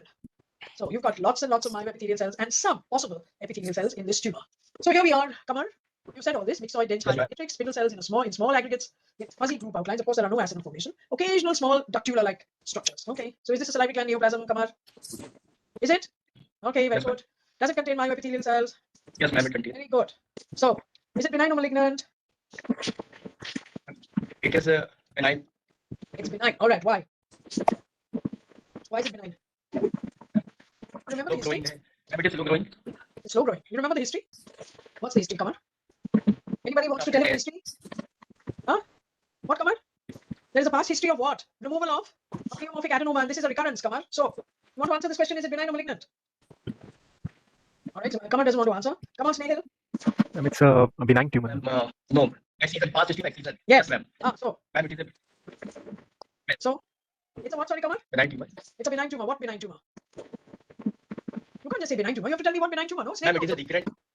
Recurrent pleomorphic adenoma. Very good. Why are you saying that? Why are you saying that, Kamar? Why? Recurrent. Why? Why, Kamar? Yes, I heard you. You said that it's a. Ma'am, features of pleomorphic adenoma and ma'am, there is as a pleomorphic adenoma, recurrent. No, I lost you, Kamar. Snehal. Ma'am, if the not excite properly, then I it understand can that. I understand that. No, it's but can a pleomorphic adenoma turn malignant? Hello. Hello, can you hear me? Hello. Can you hear me? Can any of you hear me? Snehal, can you hear me? Yes, Yes, yes, ma'am. ma'am. Yes, ma'am. So good. I think he's got a little internet problem. So Snehal, you said benign. What benign? Ma'am, it's a benign tumor, ma'am. As Kama said, if there is a left out during the surgery, ma'am. Oh, I the understand why surgeon it can recur, but it can turn malignant, can it not? yeah, ma'am, it can turn malignant, ma'am. Then, so why are you saying that it's benign? You have to have some reasons, no? Not surgeon may have left something behind. He may not have left anything behind then. So there has to be some ma'am. histological reasons. So what is the histological reason? Ma'am, there is no much mitotic figures. Oh, We are that's not it. seeing. Acha, there are no mitotic figures. Okay. You know that this is a tumor that contains myoepithelial cells, right? So Yes, now ma'am. come on, tell me. What are the tumors that contain myoepithelial cells? Ma'am, Watting Oh, tumor, really? ma'am. Watten's tumor contains myoepithelial cells. Sorry, ma'am. Basal cell, ma'am. It contains basal cell. So Sorry, now ma'am. tell me which are the Ma'am, tumors that contain myoepithelial cells. ma'am, Why adenoid is it so cystic. easy for you guys? Huh? Tell me. Ma'am, adenoid cystic, ma'am. Adenoid cystic carcinoma. All right. Basal cell adenocarcinoma. Basal cell Ma'am, adenocarcinoma is contains myoepithelial cells. It's got basal cells. yes, Come on. So yes, one thing you said right. It's adenoid cystic carcinoma. Then. pleomorphic adenoma. So start. Pleomorphic No, the benign tumor is pleomorphic adenoma. Then adenoma. Ma'am, myoepithelioma. Okay. epithelioma. Then Ma'am, mucoepidermoid. now are you talking? I see. This is what I'm saying. Are you in your senses? Mucoepidermoid carcinoma contains myoepithelial cells. This is wonderful. Huh? Really? It's one of the tumors that doesn't contain myoepithelial cells. Snehal, you got yourself all topsy-turvy. Okay, come on, what's Dinesh? Oh, Dinesh, I don't want to ask Dinesh because he's not. Saili, what are the tumors that contain myoepithelial cells? Pleomorphic adenoma, myoepithelioma, epithelial carcinoma. Yes. So pleomorphic adenoma, myoepithelial carcinoma, then we just saw one, Saili. Adenoid cystic carcinoma. Which you called benign. And so adenoid cystic carcinoma, and the fifth one is polymorphous low grade. Polymorphic cystic carcinoma. Now, my dear friend, Snehal, is this a polymorphous low grade adenocarcinoma? No, ma'am. No. Is this an myoepithelial carcinoma? No, ma'am. No, madam. Is this an adenoid cystic carcinoma? No, ma'am. Is this a myoepithelioma? Ma'am, it can be, ma'am. It can be very good because it's What? largely containing myoepithelial cells. Myoepithelial cells. Or the last one is pleomorphic adenoma. Can it be a Pleomorphic pleomorphic adenoma? And the It answer can is be, ma'am. yes, it can. So this is one of two things. It's either a myoepithelioma, which is containing, or it is a pleomorphic adenoma which has recurred, in which there is a huge number of, not huge, it's a very hypocellular tumor, but the cells that are there are nearly all myoepithelial cells. But it's benign. It is not one of those three tumors which are malignant. Okay, so it's not an adenoid cystic carcinoma. We have seen it though. That contains basaloid cells. And myoepithelial carcinoma is a carcinoma which has repeated epithelial and myoepithelial components, and it is a very cellular, solid-looking tumor. So it's not that. And we have seen a polymorphous low-grade carcinoma. It is only seen in the minor salivary glands, and it is not that. So now tell me how hard it was to say that this is either, and you went into mucoepidermoid and Wattin and God knows what. Okay, so it is only one of these five tumors, and it has either a myoepithelioma, and if it was a just a curd turnover, you might be tempted to call it a myoepithelioma, because in a myoepithelioma you should have less than 5% of tubules, ducts, or whatever. Or it is a recurrent pleomorphic adenoma which has come back with a lot more myoepithelial cells than it probably had in the beginning. It's benign, and it's a recurrent pleomorphic adenoma. It's not a recurrent pleomorphic adenoma because the surgeon left anything behind. It is because it looks like a recurrent pleomorphic adenoma. You understood this or not, Snehal and Kamal? Yes, ma'am. Very good. Okay. All right. And the answers that I got was one called it, 12 of them called it carcinoma ex pleomorphic adenoma. Why? And I'll tell you, because there is so much hyalinization. And hyalinization is one of the things that points to a carcinoma developing in a pleomorphic adenoma. But like Snehal said, there are no mitoses and there are myoepithelial cells. Carcinoma arising in a pleomorphic adenoma will not show you myoepithelial cells. It is only ductal epithelium. Okay, so it is not a carcinoma ex pleomorphic adenoma. Yes, it is a pleomorphic adenoma or a myoepithelioma. So 14 out of 30 had the right, were going in the right direction, and some people call it SFT and all that. So forget about that. Okay, so the answer is recurrent pleomorphic adenoma, and you know why. Any questions? Yes, ma'am. Uh, In a long-standing pleomorphic adenoma, there may be a small focus of carcinoma, pleomorphic adenoma. So can we exclude that without extensive crossing? Well, as I told you, if you are starting to see extensive grossing doesn't help you because the focus is never so small that you will not be able to see it. Okay, you will notice it as an area of that is completely different from the rest of the gland when you the rest of the tumor when you're grossing it. It will be hard, almost like sort of dense, like any other carcinoma is always hard. And then when you see those sections, you will see in the middle of a dense hyaline structure, you will see these very, very abnormal looking ductal cells. You will never see myoepithelial cells associated with those ductal cells. The rest of the pleomorphic adenoma might still have the myoepithelial cells, but the actual carcinoma will lose its myoepithelial color just as it does in the breast. Okay, now this is showing you that these are myoepithelial cells. There's S100 protein in it, which is a good marker of myoepithelial cells, yeah, like SMA, etc. P63, as I told you, marks both basal as well as myoepithelial cells. S100 protein does not mark basal cells. Okay, and here is GFAP. GFAP is also a good marker of myoepithelial cells, not in normal salivary glands, because the myoepithelial cells are very, very difficult to see. But in tumors, yes, GFAP, which is glial fibrillary defat, as many people call it, acidic protein, is seen in myoepithelial. Any other questions? Yes, ma'am. And will it make a difference in the treatment if it is called recurrent pleomorphic adenoma or myoepithelioma? No, not at all. And I'm sure that all of you know that the treatment is not different for either benign or malignant tumors. So somebody is asking me that question, doesn't understand how we treat salivary gland tumors, which I spent a lot of time on during my talk. Maybe at the end of this talk we can discuss it if we have the time. Now here is a pleomorphic adenoma. Ma'am, one more question, ma'am. Oh yes, okay, tell me. Ma'am, why not it is myoepithelioma? But that's what I said. No, call it a myoepithelioma if you want. If this was a first-time diagnosis, yes. But if there is a pleomorphic adenoma that has been removed before, obviously it is a recurrent pleomorphic adenoma. No, a pleomorphic adenoma doesn't suddenly become a myoepithelioma. No? It is just a pleomorphic adenoma, and that's what I'm showing you in this diagram. Pleomorphic adenomas have a mixture of ductal and myoepithelium. Okay, and the classical pleomorphic adenoma is in this particular group, which has some amount of ductal epithelium and lesser amounts of myoepithelium. Okay, that's when we recognize them as classical pleomorphic adenomas, and the myoepithelium can have any of all of the different morphologies and matrices that I told you, mixochondroid and hyaline and everything. This is where the classical pleomorphic adenoma is. You can have some pleomorphic adenomas with very little myoepithelium, and then we call it ductal epithelial rich pleomorphic adenoma. Okay, you have to be very careful to be able to see those myoepithelial cells. At the other end of the spectrum, you get pleomorphic adenomas that are almost like myoepitheliomas. Okay, they have very little ductal epithelium, almost none at all, and you have a large myoepithelial component. And this is like what we saw in this case, except that it was in a recurrent tumor. And then, of course, you have a stroma-rich myoepithelioma, which has sort of equal amounts of myoepithelium and duct, and myoepithelial-rich pleomorphic adenoma, also called cellular pleomorphic adenoma. This by no means can be called a cellular pleomorphic adenoma, although it is myoepithelial-rich because it is hypocellular. Okay, you can either call it a myoepithelioma if you feel happy doing it, but I would call it a recurrent pleomorphic adenoma for the reasons that I have just mentioned. Any other questions? No, ma'am. Good. Let's go to the next case. Now, who's going to take it? Now, Snehil's turn. Come on, Snehil. Snehil, you there? Yes, ma'am. Ma'am, this is a case of parapharyngeal mass, and FNAC has been given as myxoid spindle cell tumor, possibly a pleomorphic adenoma. Yes. So now they took out the mass. Okay. Yes, Okay, now, before you describe it, I just want to ask Dinesh. Dinesh, you're there, ma'am. Dinesh? Yes, ma'am. Okay. How much time have you spent in histopathology, Dinesh? 3 months, 4 months, 6 months? 4 months, ma'am. 4 months. Excellent. So now can you see something here, Dinesh, that you see right where my cursor is going? Yes, Dinesh?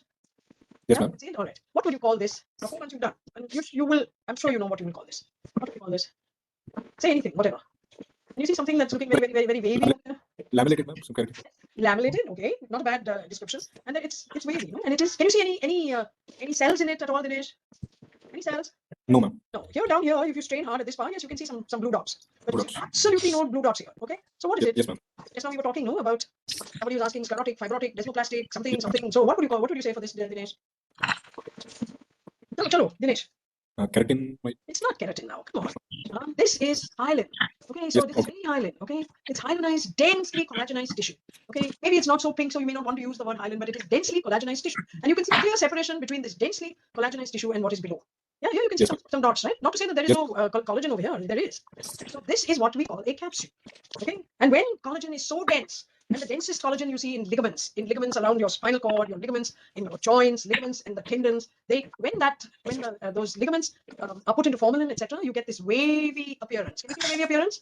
When collagen is dense, Yes. can you see the wavy appearance? Can everybody see the wavy appearance? Do the others see it? Yes, ma'am.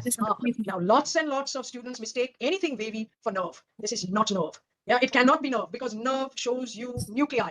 And this kind of dense collagen is wavy. Just look at ligaments, look at tendon, look at fascia. Sometimes you get, I don't know if you guys do autopsies in your, wherever you are, but take a bit of fascia from the external oblique or from the rectus abdominis and then just stain it and see. And that's what it looks like. And people call it nerve. Please, it is not nerve. Nerve, yes, does have a wavy appearance, but it contains nuclei and this does not. Okay, so come on now, sir. Snehil. Dinesh has done his description. Snehil, I'm just going to show it to you. Okay, so we've said Yes, that it has some kind of dense ligamentous Capsule. it looks like a capsule. Yes. Okay. Now, Yes, ma'am. so I'm just showing you. It's, You can just yeah, look. ma'am, You don't need to describe. We can just look. Okay. yes, ma'am.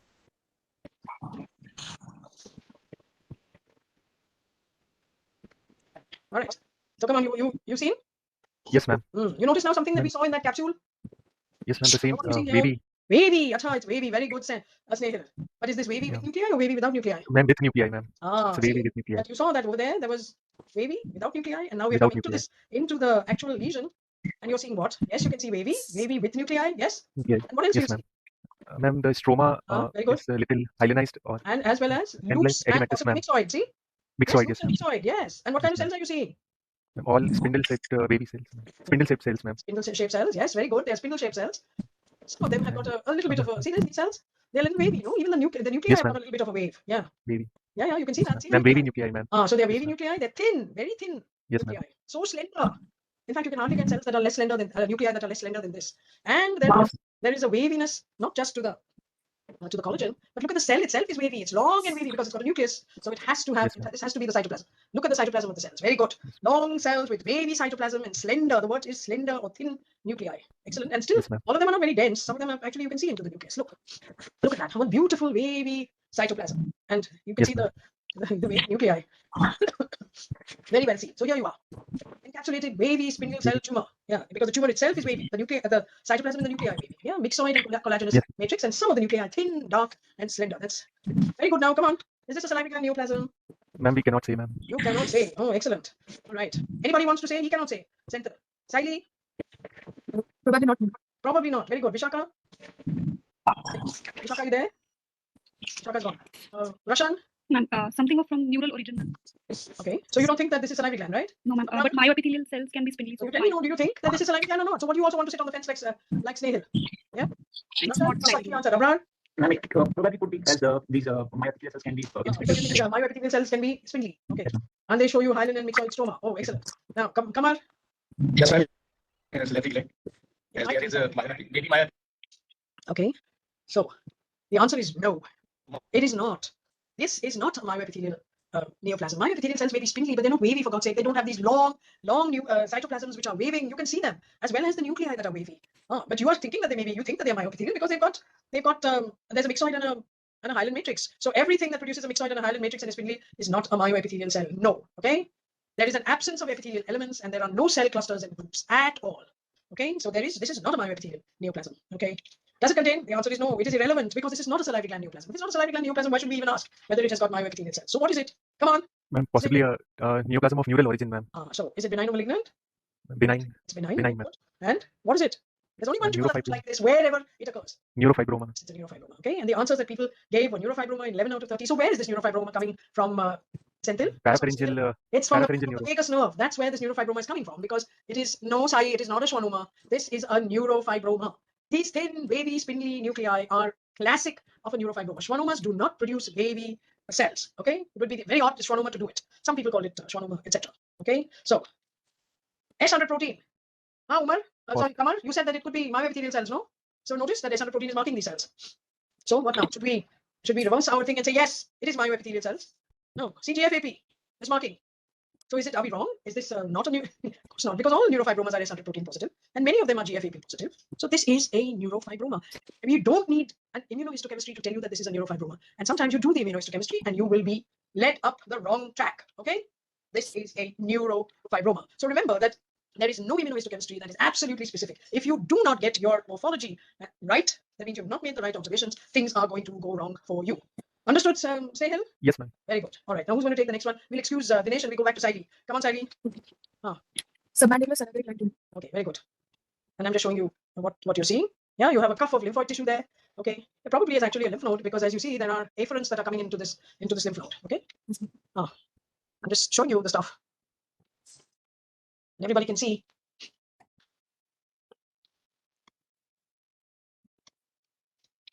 All right. So here we are, Saili. You agree? Yes, ma'am. All right. So read what's next. There is lymphoid tissue at the periphery. Don't say yes, ma'am. There are sheets and clusters of pink cells. Did you notice that? Yes, ma'am. They're just sheets and sheets. And then there are clusters of these pink cells. Yes. And what do you notice about these pink cells? Huh? Yes, Ivy. Ma'am, they show nuclear pleomorphism. All right. They show nuclear pleomorphism. Then somebody in the chat box is saying squamoid. You agree that they're squamoid? Sally? You don't have to agree with people who are in the chat box. Do you see anything squamoid? Somebody in the chat box, Brushali, is saying nucleolus is present. Do you see that or not, Saili? Yes, ma'am. Prominent nucleolus. Then why aren't you saying this? Anything else that you're seeing? What's this cell showing? Over here. Can you see the cell? Everybody can see it? Which one, ma'am? Yeah, I'll show you. What is this cell showing? It has eccentrically placed nucleus and intracytoplasmic. So you didn't say that. I mean, it was staring at you in the face. Okay. You can see them. You can see more of it over here. Can you or can you not see? Yes, ma'am. I can see. Those are nucleus cells. So there is some material in the cytoplasm. Yes or no? Yeah, you can see that. Yeah. So all right, very good. What did you see in one of these previous things? Did you see something over there? What did you see here, Saili? What are these cells? These are. Can you describe this group of cells? They have clear cytoplasm and peripheral push nucleus. Yeah, clear cytoplasm. All right. So you've got clear cytoplasm. You've got sheets of cells. Do you think this is low grade or high grade? What? Low grade or high grade? You think it's a tumor? Yes, ma'am. It is a tumor. Okay, very good. So is this high grade or low grade? High grade, ma'am. High grade. Okay. So I think we should now go to the next. All right, so there you are. And the focal presence of cells with a large vacuole in the cytoplasm displacing the nucleus, prominent nucleoli, occasional mitoses. Lymph node structure is not seen, but it could very well be a lymph node. I showed you the afferents that are coming. So it may not be. So now answer the question, is this a salivary gland neoplasm? Yes. Yes, okay. Why? Because of mucous cells. So because of mucous cells, okay. Could it be metastatic to the lymph node? Can be as the periphery. So you can't say that this is a salivary gland neoplasm unless you know where that tumor is. If this is a lymph node and you ultimately decide that this is not metastatic, then this could be a primary tumor arising within a salivary inclusion in a lymph node. Okay, does this lesion contain myoepithelial cells? Come on, Sally, you always have a problem with this. Does it contain myoepithelial cells? Yes or no? Come on, it should not take you long at all. No, ma'am. No, you're absolutely right. It does not. There is not one single cell, except for that group of large cells that shows you clear cytoplasm. All the rest of it is absolutely void of myoepithelial cells. And those clear cells could just as well be epithelial cells. Okay, so there are no myoepithelial cells. Is it benign or malignant? Malignant. Malignant, very good. What type? High-grade mucoepidermoid carcinoma. High-grade mucoepidermoid. Did you see any squamous cells? How do you define a mucoepidermoid tumor, Saili? Ma'am, with the presence of 3 types of cells. Squamoid What's cells, the theory? Did you know the intermediate theory? Yes, what are the 3 types of cells? squamoid cells, intermediate cells, and mucous cells. Very good. You know the theory, but you refuse to apply. Which of the 3 cells did you see? 3 types of cells you said. Which of the 3 types of cells did you see? Ma'am, mucous cells, and I thought those pinkish cells were squamoid. What? Huh? Those pink cells were squamoid. I see. Did you see intermediate cells? No. No. So are you supposed to or not supposed to see all 3 types of cells? Did you? Are you or are you not? Saili? Yes, ma'am. Yes. So you didn't see intermediate cells, but yet it is mucoepidermoid. Huh? So why isn't it, if there are squamous cells, and I don't think I saw squamous cells, why isn't it a adenosquamous carcinoma? And adenosquamous is the same as mucoepidermoid, Saili? No, they are different. You're saying it very weakly. No. So what's the difference between adenosquamous and mucoepidermoid? Squamous is there, epidermoid is there are 2 components, which is squamous, epidermoid, there's not much difference. Okay. Then. And there is an adeno and there is mucus. So what's the difference? The difference is the intermediate cells. Yes. And why do we make this difference? Come on, anybody. Saili, why do we make this difference? Vishaka has disappeared. Rashan, why do we bother to make this difference between adenosquamous and mucoepidermoid? And behave differently. Yeah, what is the difference in behavior? Ma'am, mucoepidermoid carcinoma is still lower grade than the adenosquamous. You're absolutely right. Fantastic. Because the highest grade the highest grade mucoepidermoid carcinoma never reaches the grade of an adenosquamous carcinoma. Okay. In fact, I don't want to confuse you guys because the textbooks talk about low grade, intermediate grade, and high grade. But that intermediate grade is no better than, the high grade of mucoepidermoid carcinoma is no better than an intermediate grade, okay, in general. So an adenosquamous carcinoma is a really high grade duct carcinoma, okay. Now this is a very high grade carcinoma, okay. So it's an adenocarcinoma, I didn't see any squamous, or it is a mucoepidermoid carcinoma. And an immunohistochemistry cannot help you to prove anything except the absence of myoepithelial cells. And we know that there are no myoepithelial cells. So doing immunohistochemistry is useless in this case at all. So you have to make up your mind on the histology. And this histology has no intermediate cells, and it is much too high grade to be even of the highest grade mucoepidermoid carcinoma. Okay, so there are 2 things you have to remember about mucoepidermoid carcinoma. You must see intermediate cells, and you must not see keratinization. If there is keratinization, it is not a mucoepidermoid carcinoma. Just remember that. The word epidermoid is rightly used in this case. It means that there is a tumor that does not show keratinization. Has anybody got any questions in the chat box? This is a high grade adenocarcinoma, not otherwise specified. No, ma'am, no questions. No questions. Okay, very good. And the answers that we got from those students, mucoep, 8, lymphoepithelial carcinoma, I don't know why, but one person thought it was an adenocarcinoma because people see mucin, and the moment they see mucin, it is mucoepidermoid carcinoma. We saw polycystic sclerosing adenosis or sclerosing polycystic adenosis, that showed mucin, okay, and it is not mucoepidermoid. Here is a mucoepidermoid, it's an adenocarcinoma, and it shows mucin, and it is not. Okay, very good. Who's going to take the next one? Vishaka is gone, right? Vishaka, you're not there. Okay, so now Rashan. Come on, Rashan. There's some questions? No, ma'am, no question. Come on, Rashan. And parapharyngeal mass, possibly a deep lobe tumor. FABC shows salivary gland tumor query, mucoepidermoid. Come on. So I'm going to show you this case. Yes. All of you have probably seen it, and this is it. Sheets of large cells with abundant vacuolated pink cytoplasm. The vacuoles are large and irregular. There is abundant blue extracellular material. You see this? It's better seen in the last. You see that? It's almost mixochondroid in nature. This bottom right-hand corner, and you see that. It's a lot of it. So there is mixochondroid. And the nuclei are vesicular with a distinct nucleolus. Okay, you can see that here, wherever it is available. All right, come on, Rashan. Ma'am, Is this a salivary gland neoplasm? yes, ma'am. Okay, let's poll everybody. Saili, is it a salivary gland neoplasm? Yes, ma'am. Okay. Abrar? Yes, ma'am. Yes, ma'am. Come on. Come on, you there or you disappeared? Come on, he's lost his internet connection. Snehil? Ma'am, possibly. Possibly. Okay. You are Dinesh? Yes, ma'am. Yes, ma'am. Okay. Why? Come on. Rashan, why? Ma'am, they can be, ma'am, these are the clear cells which having abundant cytoplasm arranged in the nest and surrounded by the high myxoid stroma. So which salivary gland neoplasm are you thinking of? You'll have to answer the next question, right? See, so who answered? Come on, not come on. Snehil said possibly. So now you answer this question. No, ma'am. No, Does it ma'am. contain myoepithelial cells? No, Answer ma'am. it. No. Okay. So then which kind of salivary gland neoplasm you think it is? Is it benign or malignant? It looks benign, ma'am. It looks benign. All right. Snehil? Ma'am, it's look benign, ma'am. Benign. All right. Saili? Malignant. Malignant. Acha. Why? They said benign. Because would be Yes. clear cell carcinoma. Clear cell carcinoma. Acha. Abrar? Ma'am, malignant. Malignant. All right. It is malignant. And what type? Why is it malignant? You said there are no myoepithelial cells, right? So which are the malignant tumors, possibly of salivary gland origin, that, because all of you said except for Snehil, which are the malignant tumors that don't contain myoepithelial cells? Chalo, Rashan. Ma'am, high grade mucoepidermoid ethnic cell carcinoma does not have it. Salivary duct carcinoma, Mhm. then secretory carcinoma. Okay. But this morphology is not fitting in any of those. Clear cell carcinoma, does it fit? Clear cell carcinoma, yes, ma'am. The cells are clear, but they are not sure, ma'am. And clear cell carcinoma, it has an abundant myxoid matrix. It doesn't, no? Yeah. No. Cynic cell carcinoma? No. Doesn't look like an acidic cell carcinoma. So then you have to ask, what type? Adenocarcinoma, some mucoepidermoid carcinoma, acidic cell carcinoma, some other tumor. The question is, doesn't fit with any of these tumors. All right. Come on, let's try doing IHC. Possibly is possibly, okay. Some answers were adenocarcinoma, various kinds, acidic, mucoepidermoid, clear cell, etc. But did anybody notice the size of these large cells? They are huge. Adipocytes like cells, huge, They're large. not adipocytes. They are Fascicular cells. huge. Look at these cells. They are huge with multivacuolated cytoplasm. Just look at it. Oh, when you look at them, they look like plant cells. Okay, this is such a diagnostic thing. Look at the size. Which clear cells do you know in a clear cell? Not even renal cell carcinoma show you such large clear cells. And I'm sure some of you have seen renal cell carcinomas. Okay, multivacuolated clear cells. You can see the number of vacuoles. Here is the cytoplasm and see the number of, the nucleus. Now suddenly it became apparent to everybody. Okay, so you're doing immunohistochemistry. Here is CK. What does that tell you? That there is some cytokeratin in this tumor. It's full of EMA. Can you see the vacuoles now? How huge and the number of vacuoles that are there? It's S100 protein positive. So maybe this is a myoepithelial tumor. And we said there are no myoepithelial cells, except that EMA, it would be very unusual for EMA to be present in a myoepithelial cell tumor. We said that. Okay, myoepithelial cells are not EMA positive as a rule. S100 protein is positive, and where is it positive, Rashan? How should you read S100 protein? Myoepithelial cells. No, what is the positivity in cells of S100 protein? Nuclear positivity. Yes, it's nuclear. S100 protein is always to be read as nuclear positivity, except in histiocytes. Histiocytes may also show you, or sometimes not show you nuclear positivity, and may only have cytoplasmic positivity. Okay, so these we had said were the possibilities. Okay, it's not epidermoid. It is not an acidic cell tumor. Okay, so you're left with an adenocarcinoma or some other tumor. Now, what adenocarcinoma is the question. Okay, you've got S100 protein, you've got CK, you've got EMA. So then we have to wonder, right? Could it be a secretory carcinoma? And Russian was right. No, it is not a secretory carcinoma. Okay, it doesn't look like that. So we have this diagnostic algorithm.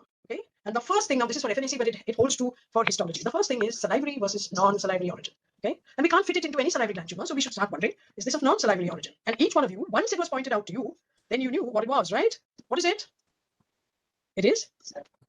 There are 5 salivary cells. It's a chordoma. Okay, it is a parapharyngeal mass. It is not a deep lobe parotid tumor. This is a chordoma. And now you can see this is brachyury, which is a nuclear marker of a chordoma. Okay, so what was the lesson you learned, Rashan, on this? It's a lesson. So what's the lesson? What's the lesson that you learned? We can have we should look for the not only for the in salivary gland biopsy or FNAC. We should also keep our mind open to see that it can be of some The other first region. question is important. And if your first answer to your first question is this a salivary gland neoplasm comes out possibly, then you have to keep your mind open to other kinds of tumors. So it's not just this is a salivary gland seminar, so everything is salivary gland. No, the real world doesn't tell you that this is a salivary gland tumor. Okay? So you have to keep your mind open. Any questions in the chat box? No, ma'am. Very good. All right, who's next now after Abrar? Chalo. Gland tumor. Ah. You see? Yes, ma'am. Very good. Anything you notice, Abrar? Jaldi. And they are arranged in ducts, and cells have clear cytoplasm. Sorry? You see ducts, yes? And cells have clear cytoplasm. But the ductal cells have got clear cytoplasm. Abrar? No, ma'am. What? The luminal cells have got clear cytoplasm. No, ma'am. And the abdominal sites have got clear cytoplasm. So you just say ducts. First, you're not paying attention. That there is a luminal differentiation and there is abluminal differentiation, and the abluminal differentiation is clear. You can see that so clear. Look at it. You can make the difference between the luminal cells, which have a light pink cytoplasm, and see the abluminal differentiation. What is it? It's very clear. Yeah. Okay? And it is so clear, but it doesn't look like any of the clear cells that we have seen before. Look at it. And this is not huge. This may be, if you take the ductal epithelial cells, it's maybe 3, 4, 5 times the size, but they are not enormous cells with huge numbers of vacuoles in the cytoplasm. Okay. Now what do you see here? And a hyalinized stroma and same cells having clear. Yes. So what is laying down this hyalinized stroma? Ductal cells or abluminal cells? Abdominal cells. Abluminal cells. Yes, you don't have to think. You can see it that the hyalinized stroma is surrounding the abluminal cells. Okay, and here there are sheets of these clear cells with the hyaline matrix that is surrounding the nests of these cells. Yes, look. Okay, so you have the word swathe just means large amounts, like a sea of clear cells with distinct cytoplasmic boundaries. They are punctuated by lumina surrounded by cuboidal to low columnar cells with small regular nuclei. And clear cells appear to form a collar around the luminal cells. Yes, and the lumina contain pink inspissated secretions, and mitosis is fast. Now come on, salivary gland neoplasm, Abrar. Yes, ma'am. All right. Do they contain myoepithelial cells? Yes, ma'am. Very good. Benign malignant. Ma'am, Benign or malignant? Come on. malignant. How did you come to that conclusion? What are the tumors that contain myoepithelial cells, Abrar? Ma'am, pleomorphic adenoma. Hmm? Ma'am, adenocystic carcinoma. Hmm? Epithelial myopithelial carcinoma. Very good. Myopithelioma and polymorphous adenoma. So now you just choose from these. Which is it? And epithelial myopithelial. Very well. This is simple. It is absolutely simple. People just complicate their lives when it comes to this. It's malignant. You said it is malignant. Why? Because there is only one tumor that looks like this and contains myoepithelial cells, and it is malignant. So what is the diagnosis? Epithelial myoepithelial carcinoma. Okay. Others had called, many of them got the right answers. Some of them did not. Okay. Right. And you want to see how EMA is is expressed, it is only expressed in the luminal cells and most brightly expressed at the luminal surface. Okay, and all the myoepithelial cells are negative. You can see that EMA is not a marker of myoepithelial cells. All right, very good. Now who's going to take the next one? Come on, Yes, ma'am. Yes, ma'am. come on, come on. Parotid gland tumor. Yes, come on, come on. I'm only showing Yes, you the pictures. Okay, you want to describe the cells in one word? What are these cells like? How would you describe them? Case of parotid. I know that. And, Describe the cells that you're seeing. What is that one word that will describe these cells? One word. Do they look to you pink? Ductal, Do they look to you blue? luminal cell. Luminal epithelial cell. Luminal epithelial. Yes, there is lumen. Of course, there is a lumen. And there is an abluminal layer. This is bilayered. And Yes, ma'am. somebody who diagnosed in the chat box salivary duct carcinoma is not looking at the histology which shows bilayered epithelium. But that's not the word I was looking for. Basaloid. Basaloid. Absolutely right, Rasha. These cells are basaloid. Why do we refer to them as basaloid? Because Basal-like cells. They're more they resemble the basal cells of the skin. And what do the basal cells of the skin look like? scant cytoplasm. Exactly. And a large And high nucleus. cyto- Large NC ratio. Yeah. Exactly. So you see increased nucleocytoplasmic ratio and scanty cytoplasm. So you see it as blue because so much of that cell is occupied by the nucleus. Very good. Basaloid. Excellent. Look at it. It's basaloid. All of you have seen the slides. Okay. But you definitely have two types of epithelium. You see that? You have a lumen and then you have abluminal cells. See this lumen? And this has got a columnar type epithelium and then these basaloid cells that are all around it. And this is very obviously malignant because it's necrotic. Okay. You also see something interesting over here. You see Yes, ma'am. There is necrosis. Yes, Necrosis. very good. Abrar. And palisating of these basaloid cells. Palisading, the palisading that you're seeing are actually of the luminal type cells. This palisading which is seen here is of the luminal. It's not of the basaloid cells. But what you see is, this is a lumen, very clear lumen which is branching like a duct. Okay, but what is this which you see here? Necrosis. No, that's not what I'm showing you. No, ma'am. One second. And mixed. Okay. Huh? Epithelial. Myxoid. Somebody got it right. Okay, we're seeing myxoid. So is it in the lumen?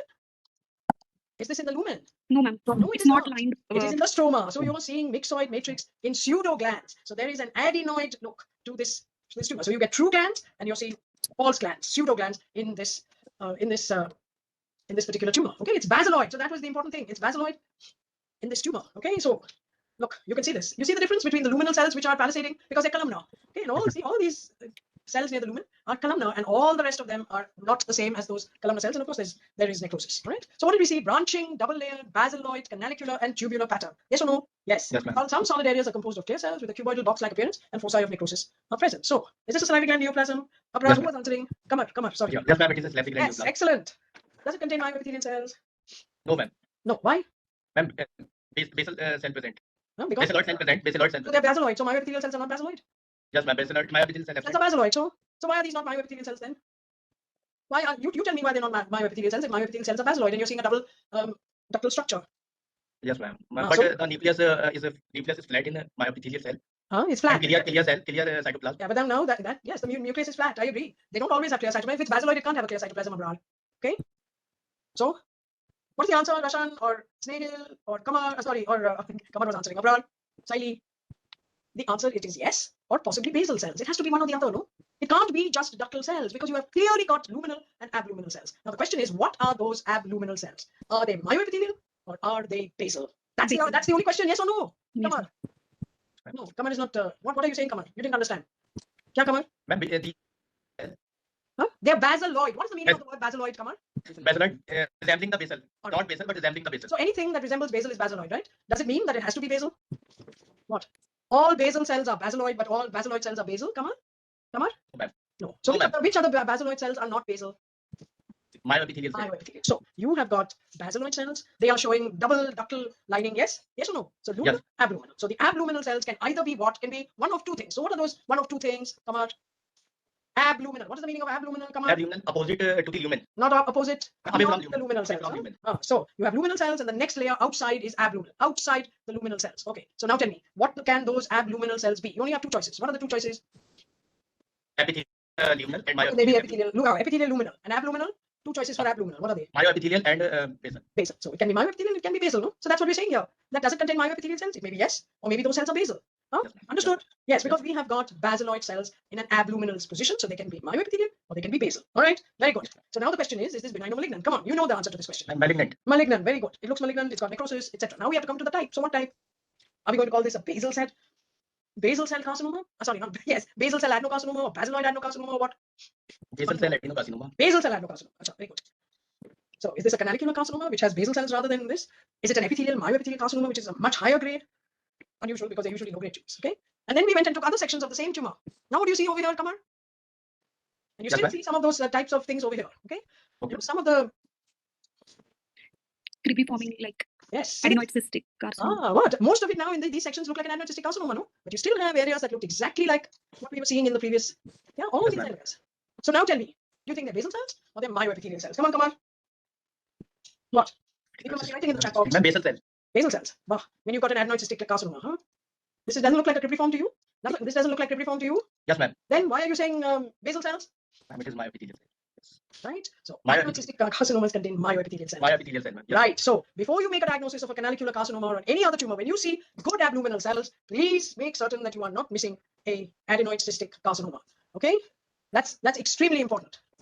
Don't just jump to the conclusion. If all of it looks like what we saw, that's a different story. Okay? You can do immunohistochemistry. You can check whether this is expressing myoepithelial markers, S100 protein, SMA, any other myoepithelial calponin, or something that is definitely a myoepithelial marker, or you can find out whether there is CMIB in this lesion, no? Because MIB is something that is translocated, a gene that is translocated in adenoid cystic carcinomas, right? So look at this. Now, you have any difficulty about calling this an adenoid cystic carcinoma? No. So what was the clue over here? The clue over there was this. Secretions. Yeah, the myxoid pseudoglandular appearance. See that? The moment you see myxoid pseudoglandular appearance and you see definite ductal differentiation, yeah, then you must wonder whether this is an adenoid cystic carcinoma. Because what does an adenoid cystic carcinoma have? Two types of differentiation, no? Ductal differentiation and myoepithelial differentiation. We saw that. We saw one that was low grade and showed you tubules with a ductal and myoepithelial type differentiation. And here you have a high grade adenoid cystic carcinoma. Okay, so is this a salivary gland neoplasm? Yes. Does it contain myoepithelial cells? Now we know for certain it is yes. Okay, benign or malignant, we knew it was malignant. Yes. And what type? It's an adenoid cystic carcinoma.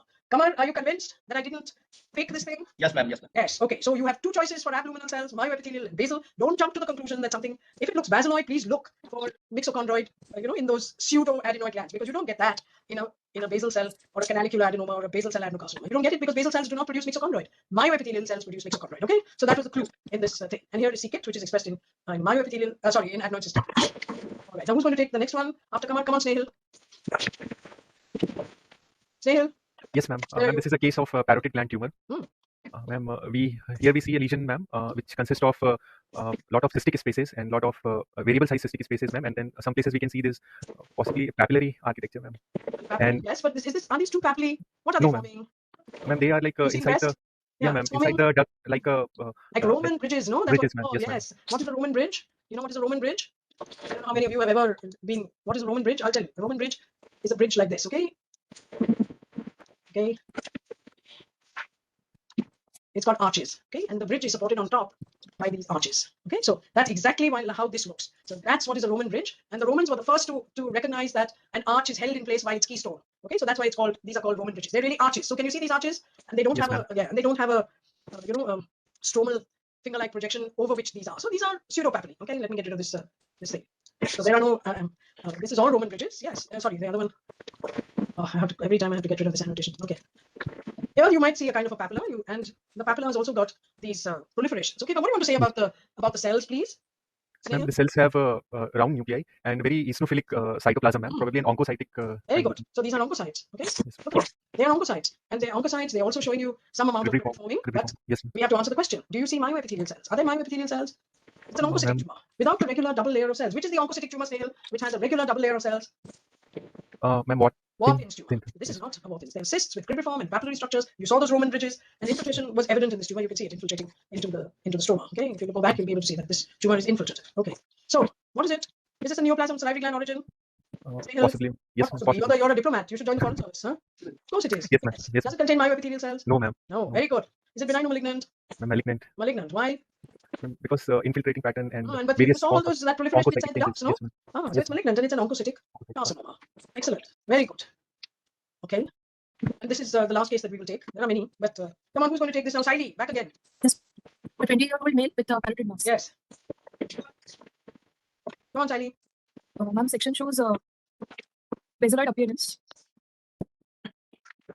Okay, Siley. Basaloid appearance. This is what you're going to call basaloid appearance, right, Siley? Yeah. Everybody agrees with Siley? Rashan, you agree with Siley? Ma'am, this is a discohesive population of lymphoid-looking cells. So it's a small round cell tumor. Siley, you said basaloid. Okay, when do we use the term basaloid? For what kind of tumors? Do we use it for any tumor that has? So if I have a lymphoma, I will call it a basaloid tumor. Yes, Siley? A lymphoma is a basaloid tumor. Is that right, Siley? Just answer yes or no, Siley. Are you there, Siley? Or you gone? Yes, ma'am. So tell me, no. A lymphoma has got very little cytoplasm. It's got a dense nucleus. Are you going to describe a lymphoma as a basaloid tumor? No, ma'am. Why not? Why not? So when do we use the word basaloid? Come on, Roshan, tell her. Ma'am, we see the surrounding architecture also in the. So people don't understand why. Abrar, when will we use the term basaloid? And when they are appearing like basal cells having high density What ratio. do you mean by they're appearing as basal cells? Ma'am, having high Appearing as density. basal cells, Abrar? Yes. Just highly it appeared. Come Ma'am, on. Basaloid means resembling the basal cell, So not what basal does that cell. mean? Come on. Yes, ma'am. So what does it mean? See, none of you understand. Ma'am, they should have a round nucleus. No, not at all.